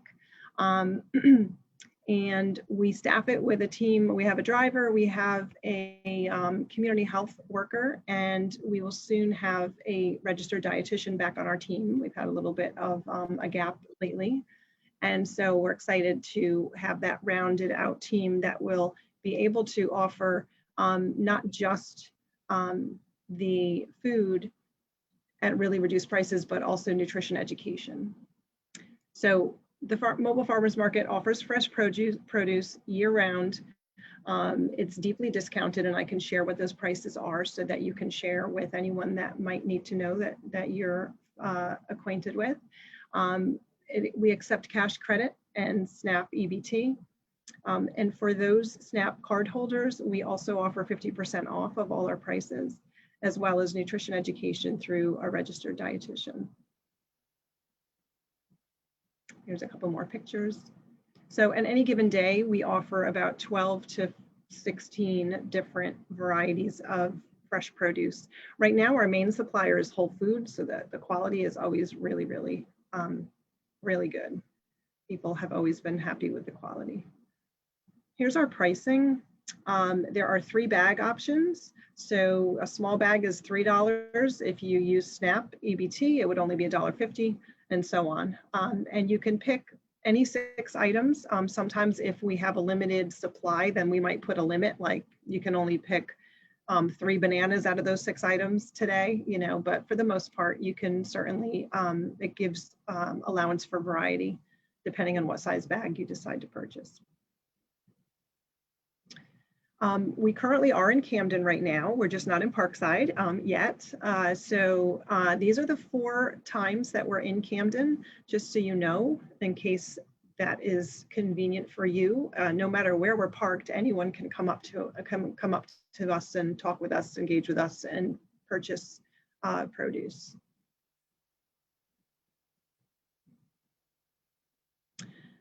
So tonight, I was happy when I chatted with Sheila the first time and had this opportunity to be here and to ask for some input from you. You are absolutely the experts of your neighborhood, and you know yourselves and your needs and the needs of your neighbors better than I do, certainly.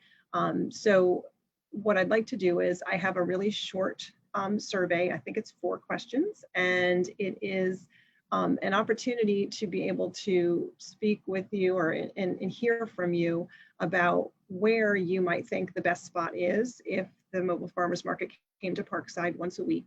There are 4 choices there, and you'll see what they are in a moment.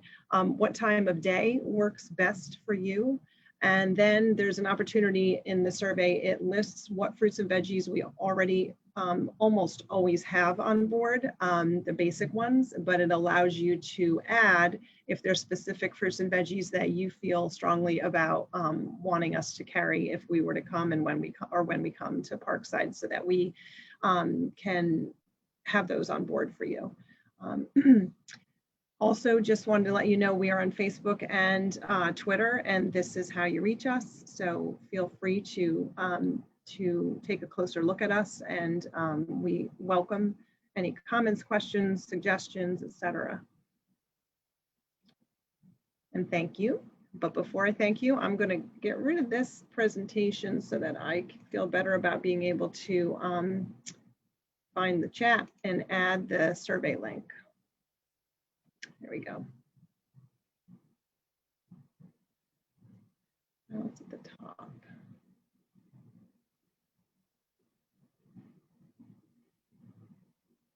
Stop sharing. Aha. Sorry. If you haven't figured out yet, this is like my first time presenting. Oh, you're doing excellent. You're doing very well. You are doing better than a lot of people. Thank you. So now I'm going to go to the chat here, if I can find it. Come on, chat. Where'd you go? I saw it earlier. It's under more. Ah, here's chat. Found it. Sorry about that, people. Good stuff. All right. All right. I'm just going to take a link here and put it in the chat.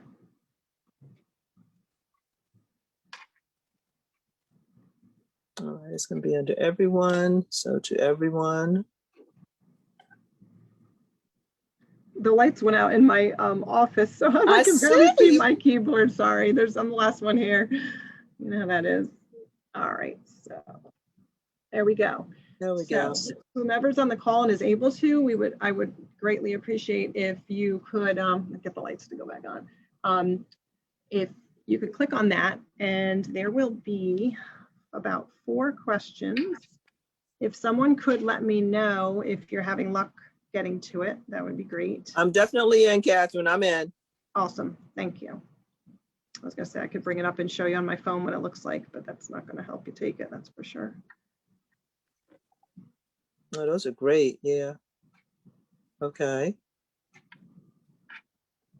And then I can look at responses and get a feel for that when after I refresh a little bit.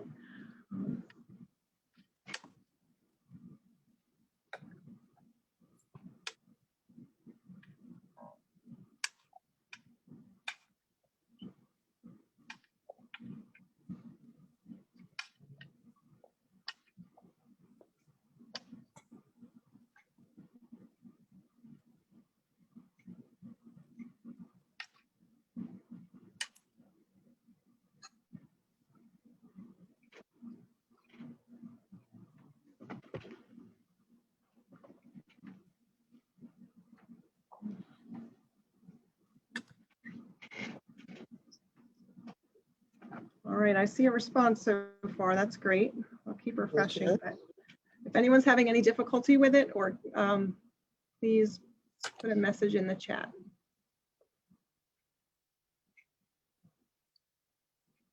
So also, Catherine, if that's possible, that you could send that to us and we could put it on our different, medias, Okay, Facebook, and put it on our, maybe on our e-blast and some other Great. things. And that way they can still, it could go on for maybe Sure, that's the a duration great of idea. April. Yeah. okay. So we'll use it. Okay. That's All great. You right, did so I'll great. just send you the same link through email. Yes. You want me to send it the Yes. same to you? Okay, Yes. That'll be perfect. Absolutely All right. perfect. all right. So this is a great presentation. I really, I've seen that, see if anybody has actually responded or are responding, if they can. And if you can't, it's okay. You can always, look online and respond to it. But I did respond to it. It was very easy. I just, clicked on everything, and all of the vegetables I was cool with. All of the fruits I was cool with. I would like to see lemons and limes. I would like to see Okay. that. I didn't add that. Lemons, and I think limes. lemons are a regular offering, but not limes, so we'll make note Okay. of that for sure. Yeah. I found this, Miss Naomi may appreciate this. I found it's called Lime Aid, where it's just brown sugar, water, and lime juice. And it's just so refreshing in the summertime. It's just so light. And so, and you can add ice to it and crush it up, and it's even better when you do that. So, and then a little ginger actually makes it even better. Yum. So I've tried that too. So, but Sounds I do delicious. thank you so much for the presentation. You're It was welcome. absolutely excellent. We Thank got you. through it. I got through it, We right? got through it. Okay, we well, wanna- I'm going to we do the wanna- similarly. I will add a couple more links related to the nutrition topics in the chat for everyone who's interested. But again, thank you so much for allowing me time in your conversation. I look forward to seeing the results. I'll see the results. I'll reach out to you, Sheila. Yeah, and we'll have results. Yeah. next steps. All So right. we also want to bring you back maybe in September, so that we go through this, the whole thing in the summertime, and see how the summer fruit things. Then we'll go into the fall fruits and vegetables. So we should bring you back like maybe beginning of September, so we can go through Sure. October, November, into the winter, and let people know what's going on. Because once they get Absolutely. used to it, it'll be great. And the prices are absolutely Yeah, great. yeah, they Yeah, are. they're great. Yeah. So Thank you can so I ask much. a quick question? Oh, Thanks, hi, everyone. Bridget. Sure. Hello. Hi, how are you? Good, Bridget, how you are can't see me, but hi, I can Yes. see you. I can Quick see a picture of question. you. We're planning for a September 18th pop-up event along Haddon Avenue. And was wondering if we could put that date out there right now as a possibility for the mobile bus or mobile market to be available. So I Sure, know you I'll- can't answer the question now, but just wanted to throw that out to you. Thank you. Okay, you got it. You got All it. right, thanks. All right. Thank you. Great. All right, thanks, Excellent. everyone. Thank you. Have a good night. Thanks, you too. So we're going to go on, and we're going to move right on to our next presenter, which is someone I was with earlier today at the Camden County Police Headquarters. Lieutenant Vivian Coley is a long-term person that has so much to offer the city. She has been with us doing things that we don't know anything about, because she's always behind the scenes taking care of those that are so much more vulnerable than we even know about, especially where young women are concerned. And she is in the ranks of growing, which we want to see her come up to a captain or deputy something, whatever, at the end of the day. But for right now, she belongs to us. She's in our neighborhood. She's, Camden native for the most part. She's here to serve us, and she's bringing us some of the best news that we could learn about is how the police department now can hire without the young people having to go through this whole civil service thing, and how they can actually work for the Camden County PD directly out of high school, if I'm not mistaken. Is that right, Lieutenant Viv? Yes, ma'am, you are correct. So I want to welcome her to everyone and introduce our Lieutenant Vivian Coley. Vivian, take it from there. Hi, everybody. Thank you for having me. I'm so honored. This is my second time on one of your Zoom calls, and I couldn't wait to come out and to share this information with you in regards to hire. As Ms. Sheila said, I am currently still a Kansas City resident. I've been on the department for about 23 years. I came out of the academy in 1997 and went straight to the street. I did 3 years on the street, and then was actually brought inside and made a detective. I was the lone domestic violence detective for about 10 years. And then they created an SVU unit where I was also responsible for sexual assaults, missing persons, juvenile crimes, along with my role as DV. So I have a ton of information and knowledge about crimes dealing with SVU. In 2013, they created the Camden County Metro Department. I was made sergeant April of that year, and I was in charge of DV and then sex crimes.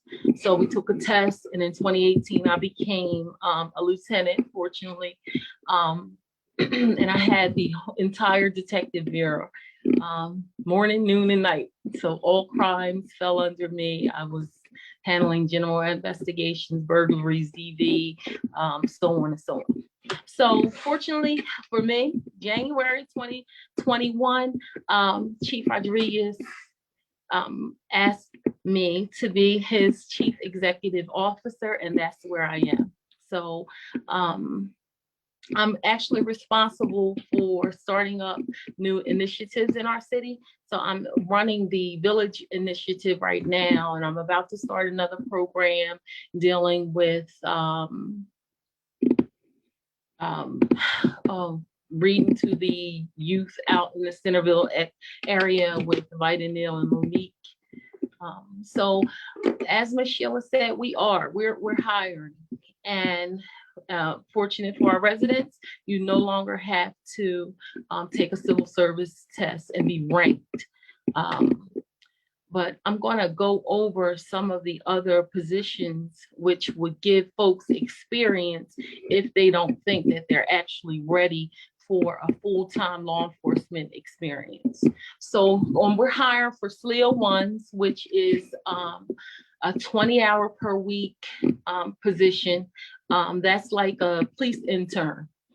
There's no age requirement. We do have some seniors who act as SLEO 1s here in our department. There's only a 1-week academy class. You do have to pass a background check from internal affairs, physical, and a psychological to become a SLEO 1. You might have seen some of them. They're standing on Broadway and Nickel, Ethan Linden, some of the spots out in the city. They help folks cross the street. They do not carry weapons or anything like that. But it is an introduction into law enforcement because we offer a SLEO 2 position where you would have to carry a handgun. That's a 40-hour per week paid position. They pay about $18 an hour for SLEO 2s, and SLEO 1s are paid $17 an hour. So that's just part-time. So with SLEO 2, it's the same requirements. The only thing different is that there's a 4-month police academy that you must attend. You have to pass the psychological, the background, and a drug screening test, okay? You have to turn your weapon in each night as a SLEO 2, but you don't have to take a test as I said before, through civil service, SLEO2s, our chief is always hiring SLEO2s. And most of the SLEO1s, if they're interested and they like the position and they meet the age, they can move up and get waived up to a SLEO2. Full-time positions are currently available here. That requires a 6-month. You have to pass an academy. And I should also say for SLEO2s as well, you have to be able to run 1.5 miles in 15 minutes, 24 sit-ups in a minute, and 24 push-ups in a minute. So say, for instance, if you're interested, we will require you to, we'll call you in, let you know that this, position is available. But we want you, if you're not physically fit, to train to get ready for the position. They're not just going to say, oh, I don't think you'll make it. You didn't pass the PT test, and just kick you off the list. So if you're interested, if you know anybody that's interested, they should prepare for that 15 minutes and a mile and a half, which that's not really a big deal. What hurt me, or what was challenging for me as a female who I was totally not athletic, I'm so sorry, I got a call, I apologize, was the actual push-ups and the sit-ups. So 24 push-ups in a minute and 24 sit-ups. The full-time position is a 6-month academy. You get to take your weapon home. You have to pass the physical and drug screening and a psychological. Once you're hired for full-time, they pay you $15.40 while you're in the academy. When you graduate, you move up to $22.49. And then within your first year, your first step, you get is $41,000 per year. So I didn't do the math, and I should have. And what I will do is break down all of that for you, Ms. Sheila, and I'll make sure I get the actual 50-page application for SLEO2 and full-time, and I will make sure you have it. It's an actual application that can be found on the Candidate Department's website. And that's basically it. I mean, everybody should know that this is a sustainable life if you become full-time. I looked at the numbers for females here, and it's alarming to me. We have 401 sworn officers here, and there's only 56 females. And 14 officers out of the 56 are African American, and that's a problem, because our chief wants the folks to look like the population that we serve. So, I want to be able to hand the torch over at some point. So we need to get more of our youth interested in police work, because you can sustain your life off of this salary. This is excellent to know, Lieutenant Vivian. I would ask that you send us information so that we can share it on our medias and get it out there, to let some of the parents and the students know that this type of hiring is available through CCPD, as well as some other things that you've got coming up in the future, with the girls programs, the female programs, and some of the domestic violence, sheltering programs to help us guide young women who may not know how to get out of bad situations. Those kind of things. We want to have all of that stuff under one umbrella with Parkside, but hopefully with all of Camden. So that way everybody has an opportunity to, have the same knowledges going forward. I have Ms. Naomi Scott that's on here. She's one of our trustees on the board, and she's very, very vocal about things that go on with young women and how they live. So we would like to bring her on board when we start doing this. And so when we all get it together, definitely going to bring Miss Naomi in, so she can have the stronger conversation about some of the things that she knows and the experiences that she has had, with the things that she's seen and maybe have learned over lifetime experience. But that information that you have, if you could share that with us on our page, and it'll be on this recording. So if you're going to go to www.pbcip.org, you can always go in, find our recording, and it'll be there. You can hear what Lieutenant Vivian had to say about the hiring, the different classes, the different positions, the pays, and things that have to be done, and then be able to go to What is the website for CCPD? CamdenCountyPoliceDepartment.org. CamdenCountyPoliceDepartment.org. So for those that are interested in wanting to know more, it's a good place to go to start watching the change of the Camden County Police Department. There are some changes that are coming that's going to blow your mind. So once you guys start getting used to seeing these different organizations, you will actually want to make sure that you share this information with everyone.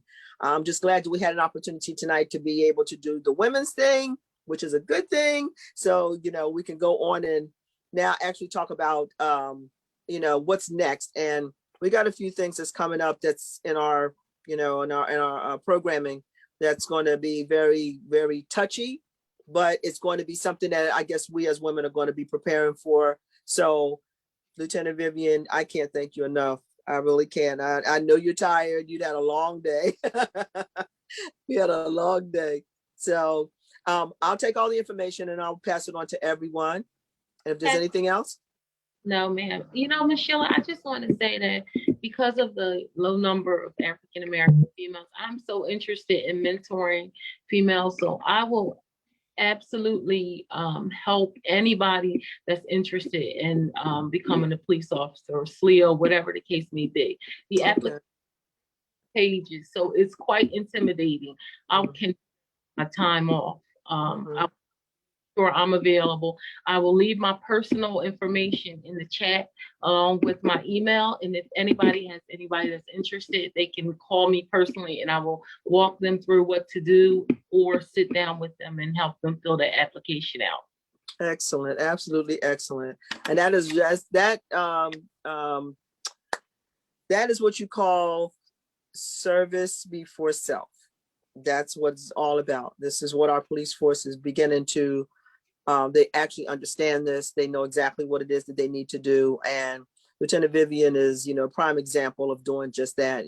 She's been on since 0 dark o'clock this morning and it's now 0 dark o'clock at night and she's still here. So she's devoted to what she does and we appreciate this more than you can understand.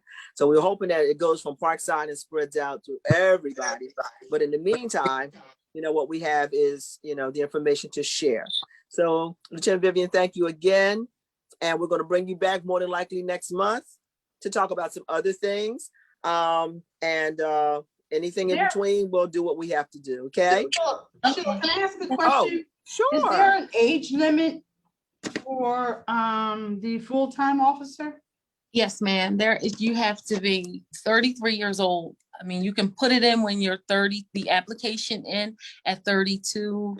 And as soon as we have positions available, if you're 33 and up, I believe you do not qualify, unfortunately. Okay. Just wanted to know that. Yep. Okay. Good question, Sarah. Very good question. Yeah, because who knows? We may want to be something. I don't know. Come on through. Thank you, ladies. I'll leave my information. Okay. Thanks so much. Thanks for having me. You too. Okay. Take care. Have a good night. So as a matter of, going forward, we got a few minutes and we get ready to save the best for last because it's always good to leave on a spiritual high.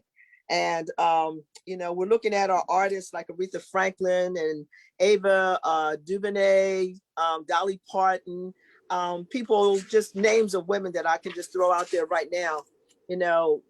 Everybody has their own thing, but I met Alyssa through Bridget. And I didn't know her. I didn't know anything about her. Caught her on an afternoon.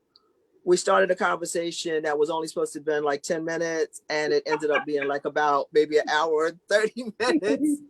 And we talked about everything.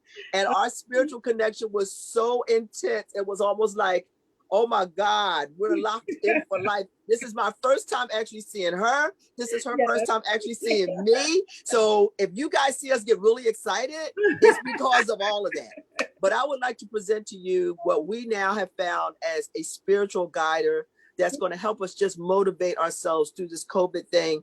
Let us know that it's okay to not be okay because we got to go through this and it's not easy. So I'm presenting to some and introducing to others and to myself for the first time visually seeing you. Miss Alyssa Clay, how are you? I'm so glad to meet you and see your face. And I said, this is Sheila Green with an E. And listen, I was thinking maybe I should apply for that job. But when she cut it off, I said, well, there you go. But then I thought, the running, the sit up and the push up, I said, well, there I went. And so I tell you, what a blessing, what a wonderful blessing to have heard all the women. I just took out, I take notes. I took notes when you were talking, and that I really enjoyed our conversation. But I wanted to say thank you to Bridget Pfeiffer and to Sheila Green and to everyone involved for just having me come. I'm just privileged and honored to be here. And so I wrote some things that the women said, because I want to tie in to what they shared. And Dr. Purnell said it was her highest calling. And she said it was a heart work.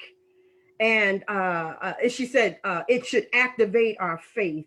And she, when she shared how she lost her father and she lost her mother, and you cut off her hair because her sister, it took her how long? Anybody was listening? How long did it take for her sister to be repaired and just be able to come up from this thing after having, I believe, cancer? Did she say 10 months? 10 months, she said. Okay, 10 months. It's good to listen, because when someone shares their heart, it's good for us to just tie in and to listen. So while she was sharing all that good information, I was listening to her heart, and that she would still be available, still be in a place where she's pressing on. She said she wanted to continue the legacy.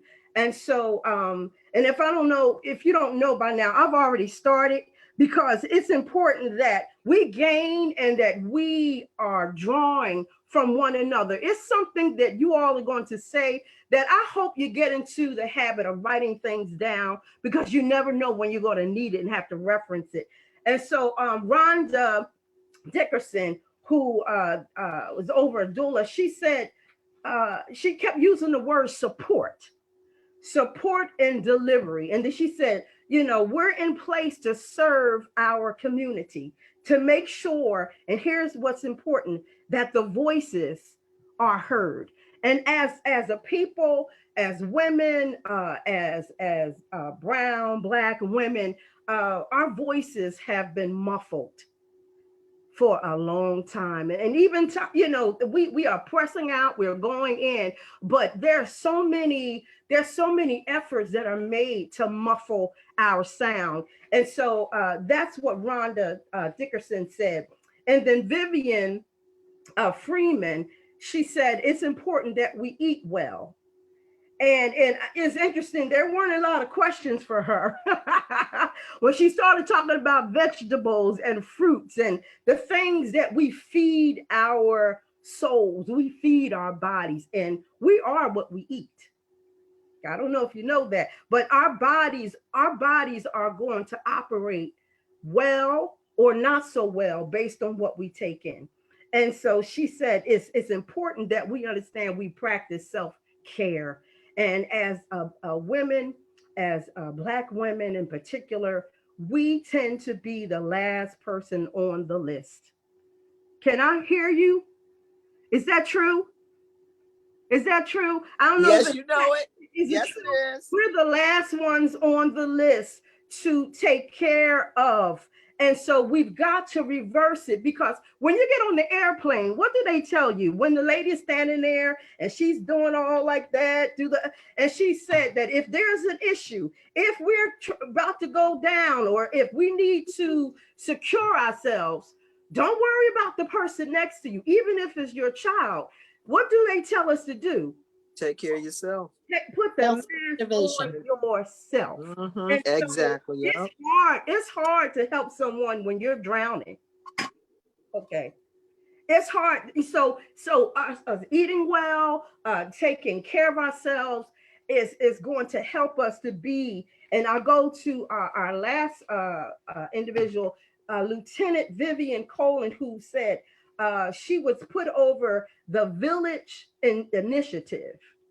And if that word village didn't give you a rush, you know, it's we are people who take care of the village. You know, it used to be a time where we could speak to the child next door. Now you got to be a little careful because people are different. And you know, our society is different. But what a wonderful principle that we understand that we are a part of the village, and so we should be a part of taking care of the village. And so she said, she wants to hand the torch over to the next person. And that's what she's doing. She said, I'm preparing, even though she just got in it, but she's preparing to turn, to hand the torch over. And she said, through mentoring, through help. And so those are some of the things that I gleaned from the other ladies. And so as I go into my part, if it's okay, and let me know it's okay. There are three things I want to do this evening. I want to serenade you, I want to stimulate you, and I want to elevate you. Is that okay? Is that okay? Yes. And now, how many people have been directly affected by COVID? Whether if you've gotten it, or you had someone who got it, or you had lost someone. I don't know how you'll be able to respond to me. And maybe Sheila, you can see how many people have been directly affected by this.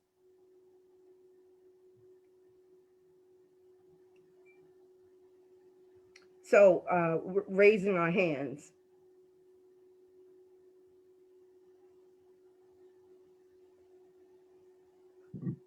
I'm just going to raise my hand out here Okay. because, yeah.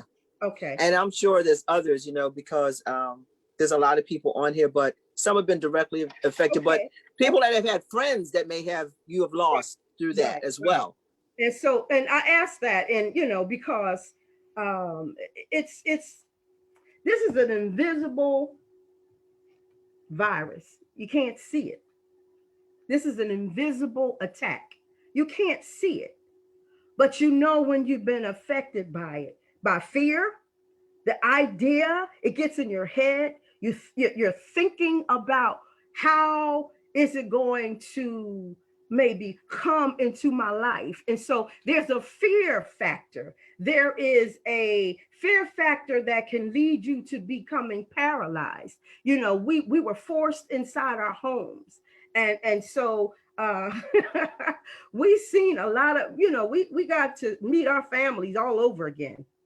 I don't know if it's been a good experience for you or a difficult, I see your face, Sheila, or a difficult, you know, experience for you. But we have given the opportunity to push reset.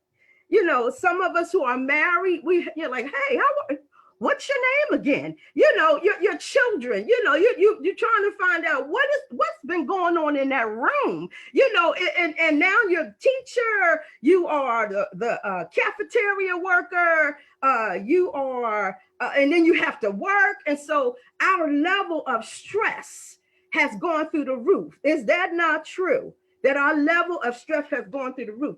And so here's what I want to do, and I'm going to make it short. But one of the things that I wanted to do was pour myself out.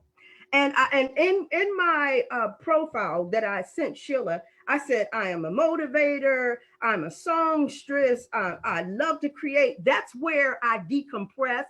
And so I'm going to take 2 minutes. And can I give you some encouragement through music?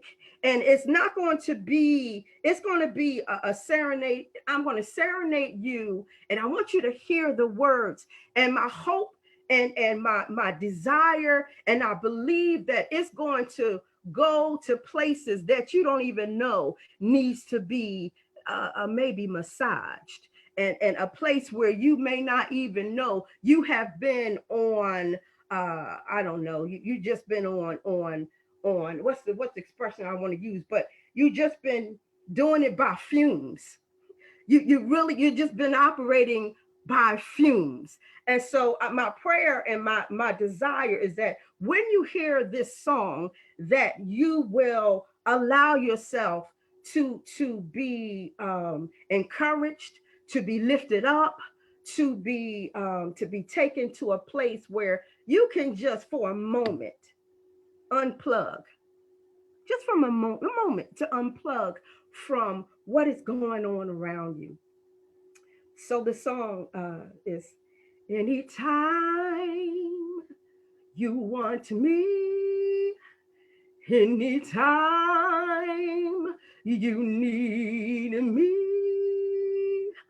all you have to do is call. If you have some problems, need someone to solve them, all you have to do is call. I am faithful to my promises, my word I will perform. So you see, no matter what may be, there's no cause for alarm. My peace I give unto you, unlimited and free. You need only call on me. I am Jehovah Rapha. I am the one that healeth thee. I am Jireh, provider. You can put your faith in me. I am Jesus, Almighty One. Prove me now and see. You need only call on me. Oh, call on me. You need only call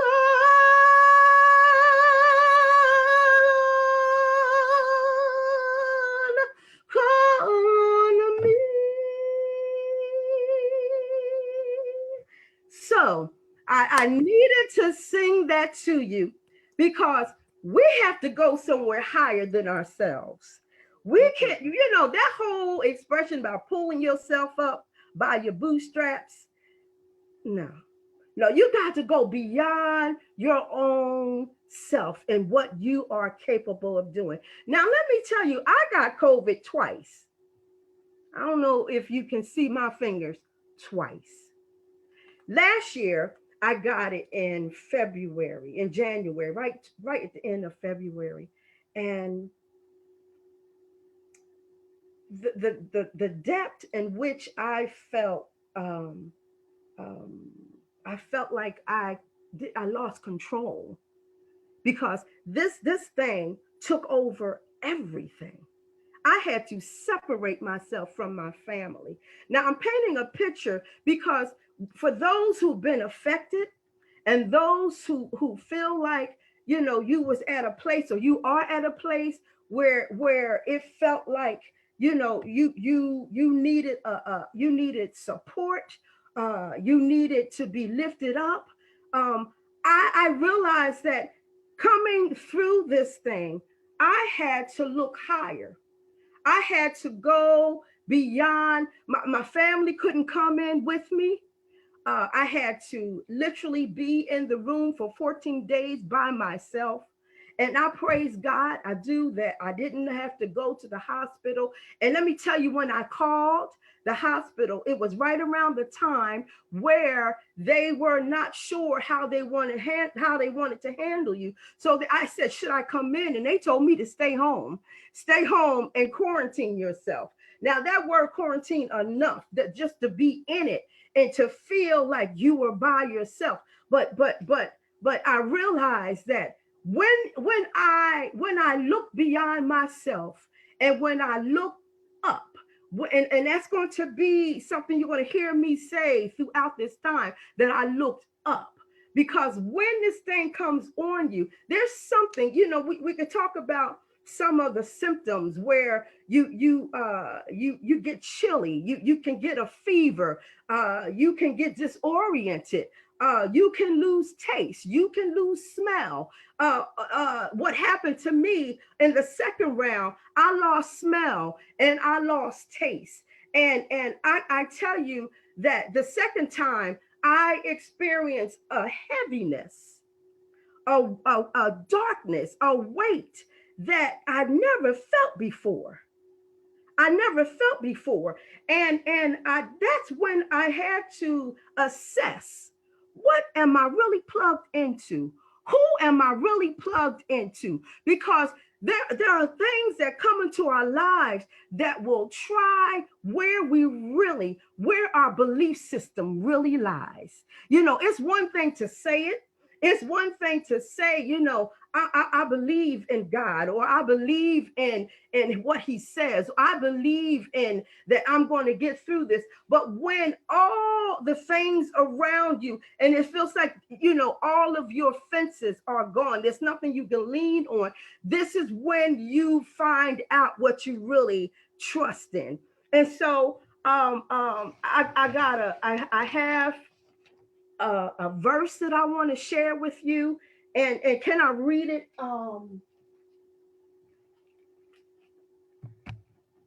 It is a passage, if you don't mind, it's a passage in Isaiah 50. And it's 7th verse. And I want to look at that alone. This is a wonderful passage, but I just want to look at the 7th verse. It says, "For the Lord God will help me. Therefore shall I not be confounded. Therefore have I set my face like flint, and I know that I shall not be ashamed." And what's interesting about this verse is that when I got COVID, I realized there's a stigma to this. It's almost like, you are a walking disease, or nobody wants to be around you. No one can be around you. And what if I catch it from you? And so there is a disconnect that we can find ourselves in, because I'm looking and I'm seeing it, who has it, who can affect me. And so the Lord said, I will be your help. Can you say that with me? God says, I will be your help. Say that with me. I will be your help. See, why am I asking you to say it? Because what we feed our minds with, what we feed our souls with, just like Vivian said, it was Catherine who said, what we put in our mouths will affect the health and the wealth of our bodies. What we put in our minds will affect the health and the wealth of our spirits. And so if we don't understand that God says, I will be near you when you need help, if you don't understand that help is there. Even if you see all that can happen, all the possibilities that can happen, the Lord said, I will be your help. And that word Lord is, the spelling of the word Lord can be different ways. This is capital L, little o, little r, and little d. And that's a word that means Adonai. That's master. That is the word that means he will be your master, which means I got to turn my reins over to him. I got to turn over to him what I need help for. I got to dismiss myself and not rely on myself. But, Sheila said in the beginning in introducing me that it's important that we know it's okay. It's okay to be in a place where you need help. It's okay to be in a place where you are vulnerable. It's okay to be in a place where you are relying and you are leaning on the Lord. For me, for you, I believe on the Lord, it's okay. And it's something about making lemon juice out of lemons. And what do I mean by that? When you are faced with a situation where Dr.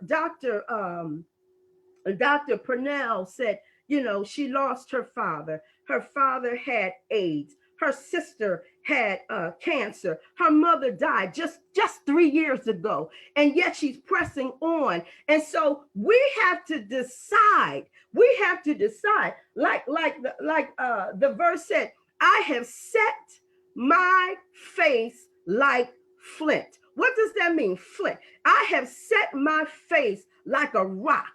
I have decided, this is before anything comes. I have decided that I am going to face it with the knowledge and with the encouragement and with the experience that I'm going to get through it. I am going to come out of it. I am going upward. I have decided that my mind will not be, the expression where you might have heard your mother or your grandmother say, don't you let a bird create a nest in your head. And so that's what COVID can do. The whole idea of COVID can set a nest in your head. What does that look like? Fear, anxiety, thinking about what could happen, and what if someone was taken, and now you have the fear of it can happen to you. And I'm telling you that if we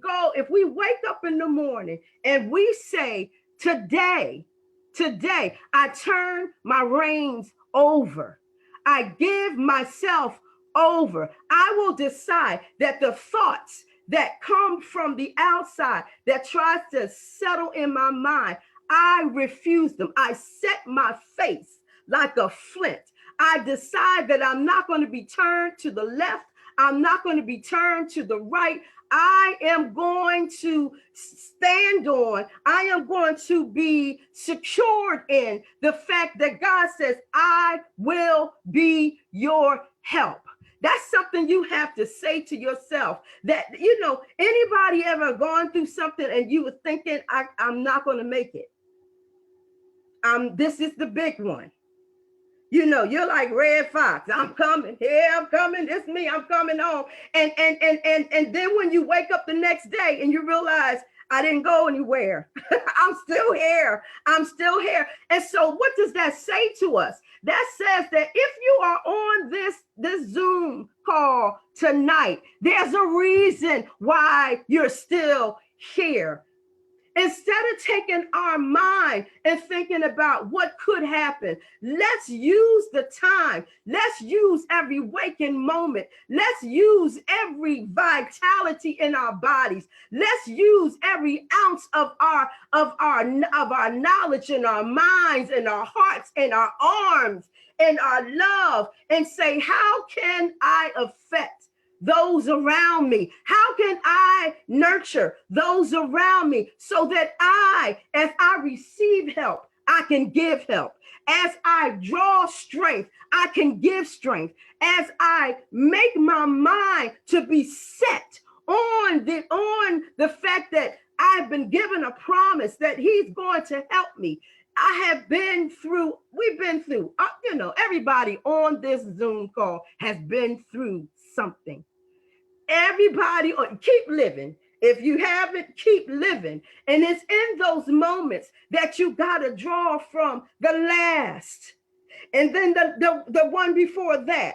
And then you got to draw from the one before that. And what it should be doing, and I'm not going to show you my little arms because I don't have muscles, but just pretend. It's causing your muscles to be strengthened. It's causing your muscles to grow from everything you've come through. It gives you another link.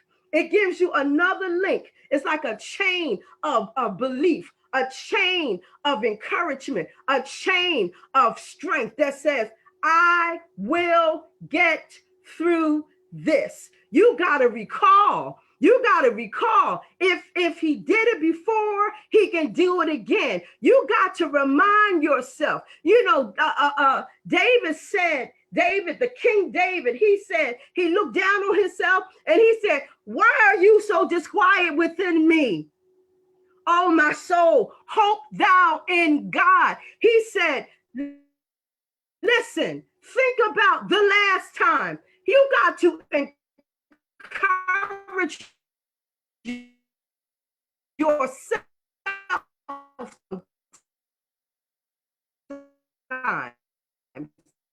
You got to win it. If you're not careful, you'll lay on it. You'll make it your bed.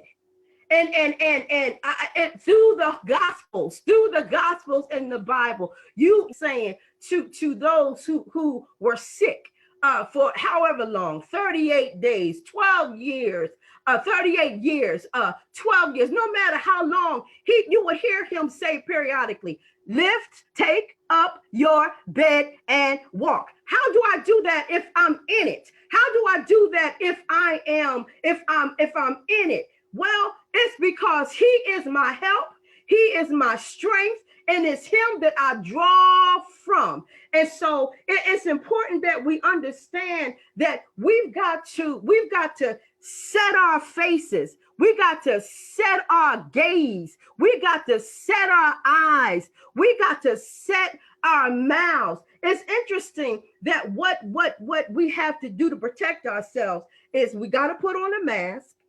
And I don't know if you've ever seen anybody walking around with a mask and their whole nose is hanging out.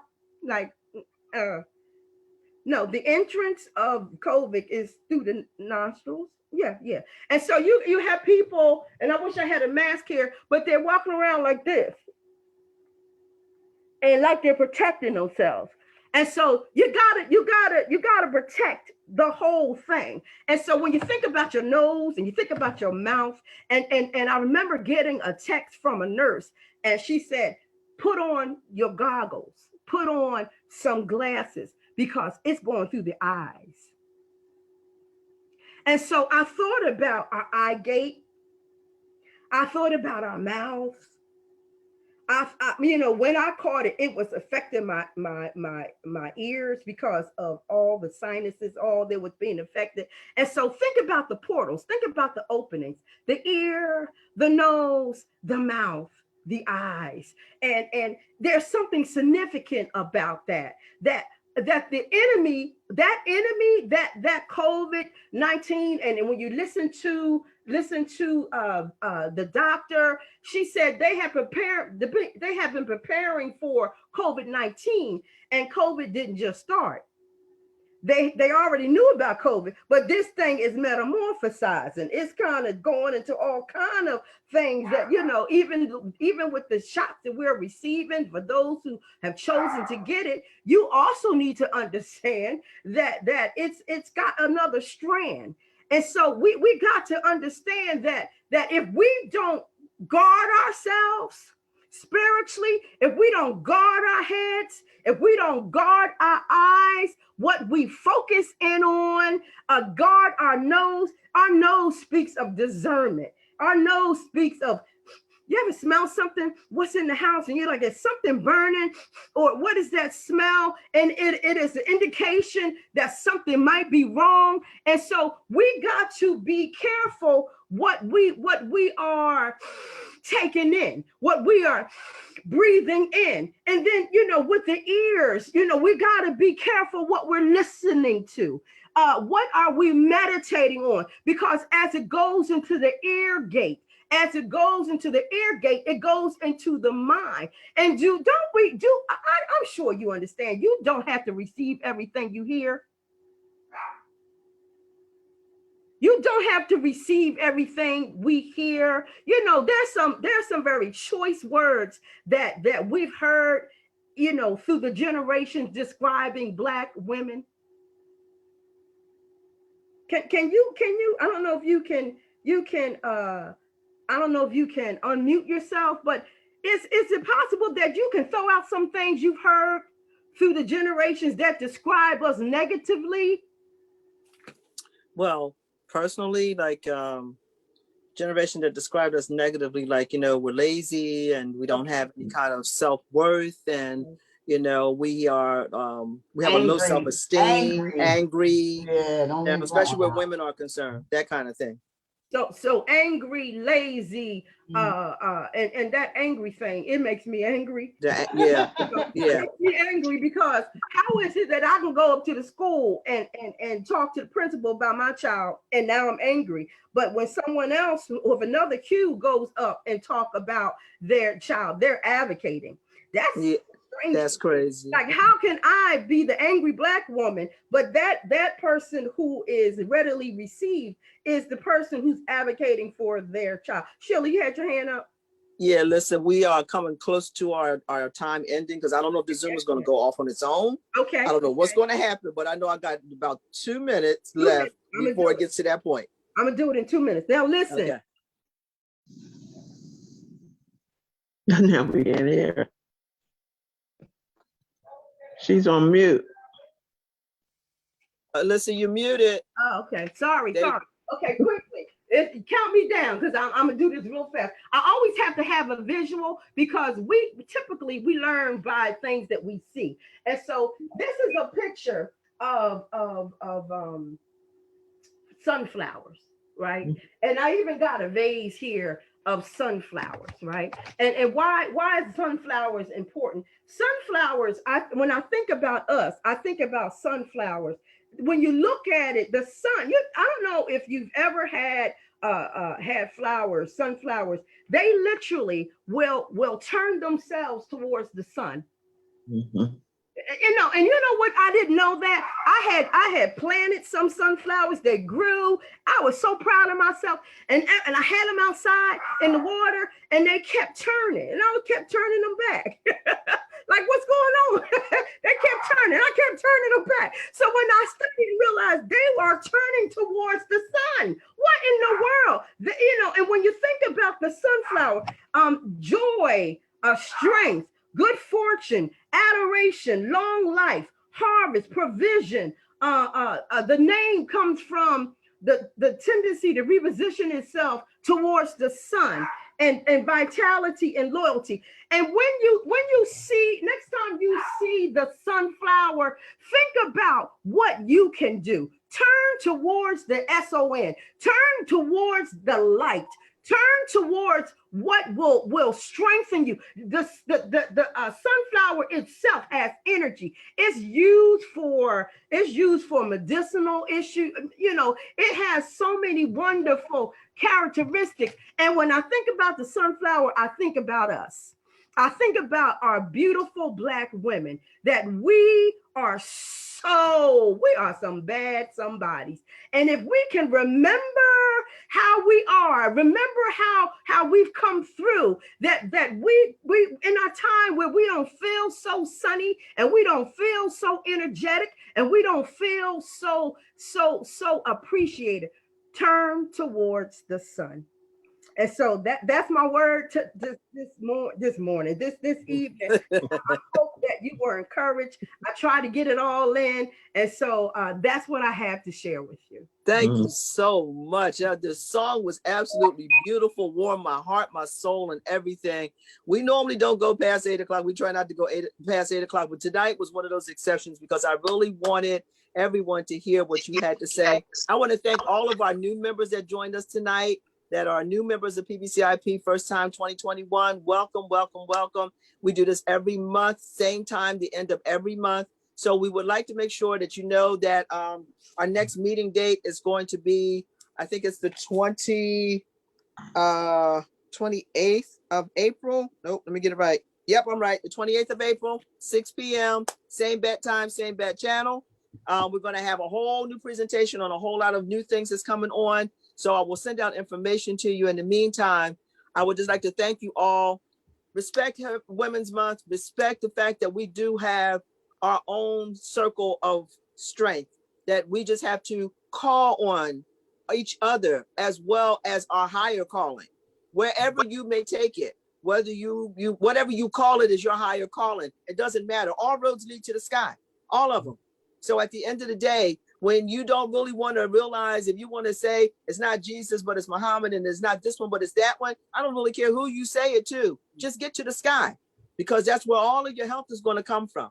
And if we continue to strengthen each other, be there for one another, support one another, eat well, and listen to the things that are of positive nature, I guarantee you the endurance that have been given to us will continue to stay with us to the very end of whatever our end may be.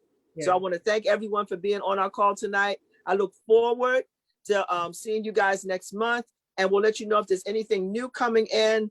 We are looking at doing a cleanup for Parkside around the 24th, around celebrating Earth Day. We're going to send out the information to let everybody know. And we're going to make sure that, everybody is, able to participate in this cleanup. Parkside Clean is the one that is an important thing for us. We have to clean our neighborhood. We have to. So get the word out. Just let them know. 24th of April, we should have a rain day. It'll probably be the following couple of days after or something. But at this point, it's April 24th. Clean out your front yards. Clean out, do your lawns. Clean out and everything. Put everything on the sidewalks. DPW will come and pick it up. So we would just make sure that if we get it out there. Flyers will be coming out in the communities, as well as our next meeting flyer that'll come out, and we're going to have a continuing clean all the way through to hopefully late June, going into early July. Look for the thing from Virtua regarding the Parkside mobile van that's going to be out with the fresh fruits and vegetables.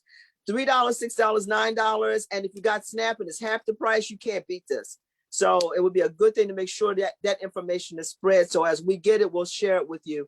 But again, I thank you all for being on this call tonight. It was a nice rainy day. It was nothing better to do but just sit around and be with friends and, hang out, being, serenaded at the very end of all of what we've gone through today by a beautiful voice by Miss Alyssa Clay, to let us know that all we have to do is call.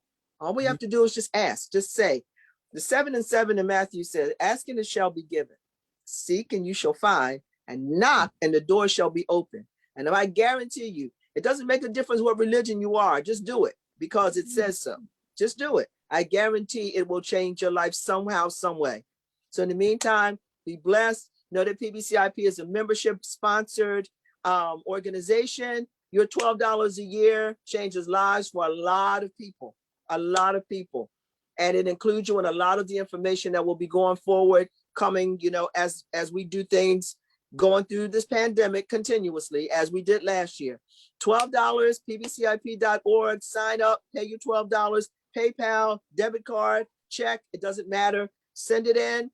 You'll become a member. You'll be able to participate in our Zoom meetings. So I want to thank Alyssa for that beautiful rendition. And thank you for all of those strong, encouraging, positive, promotional words that's going to actually build our hearts and our strength to continue going on through this battle.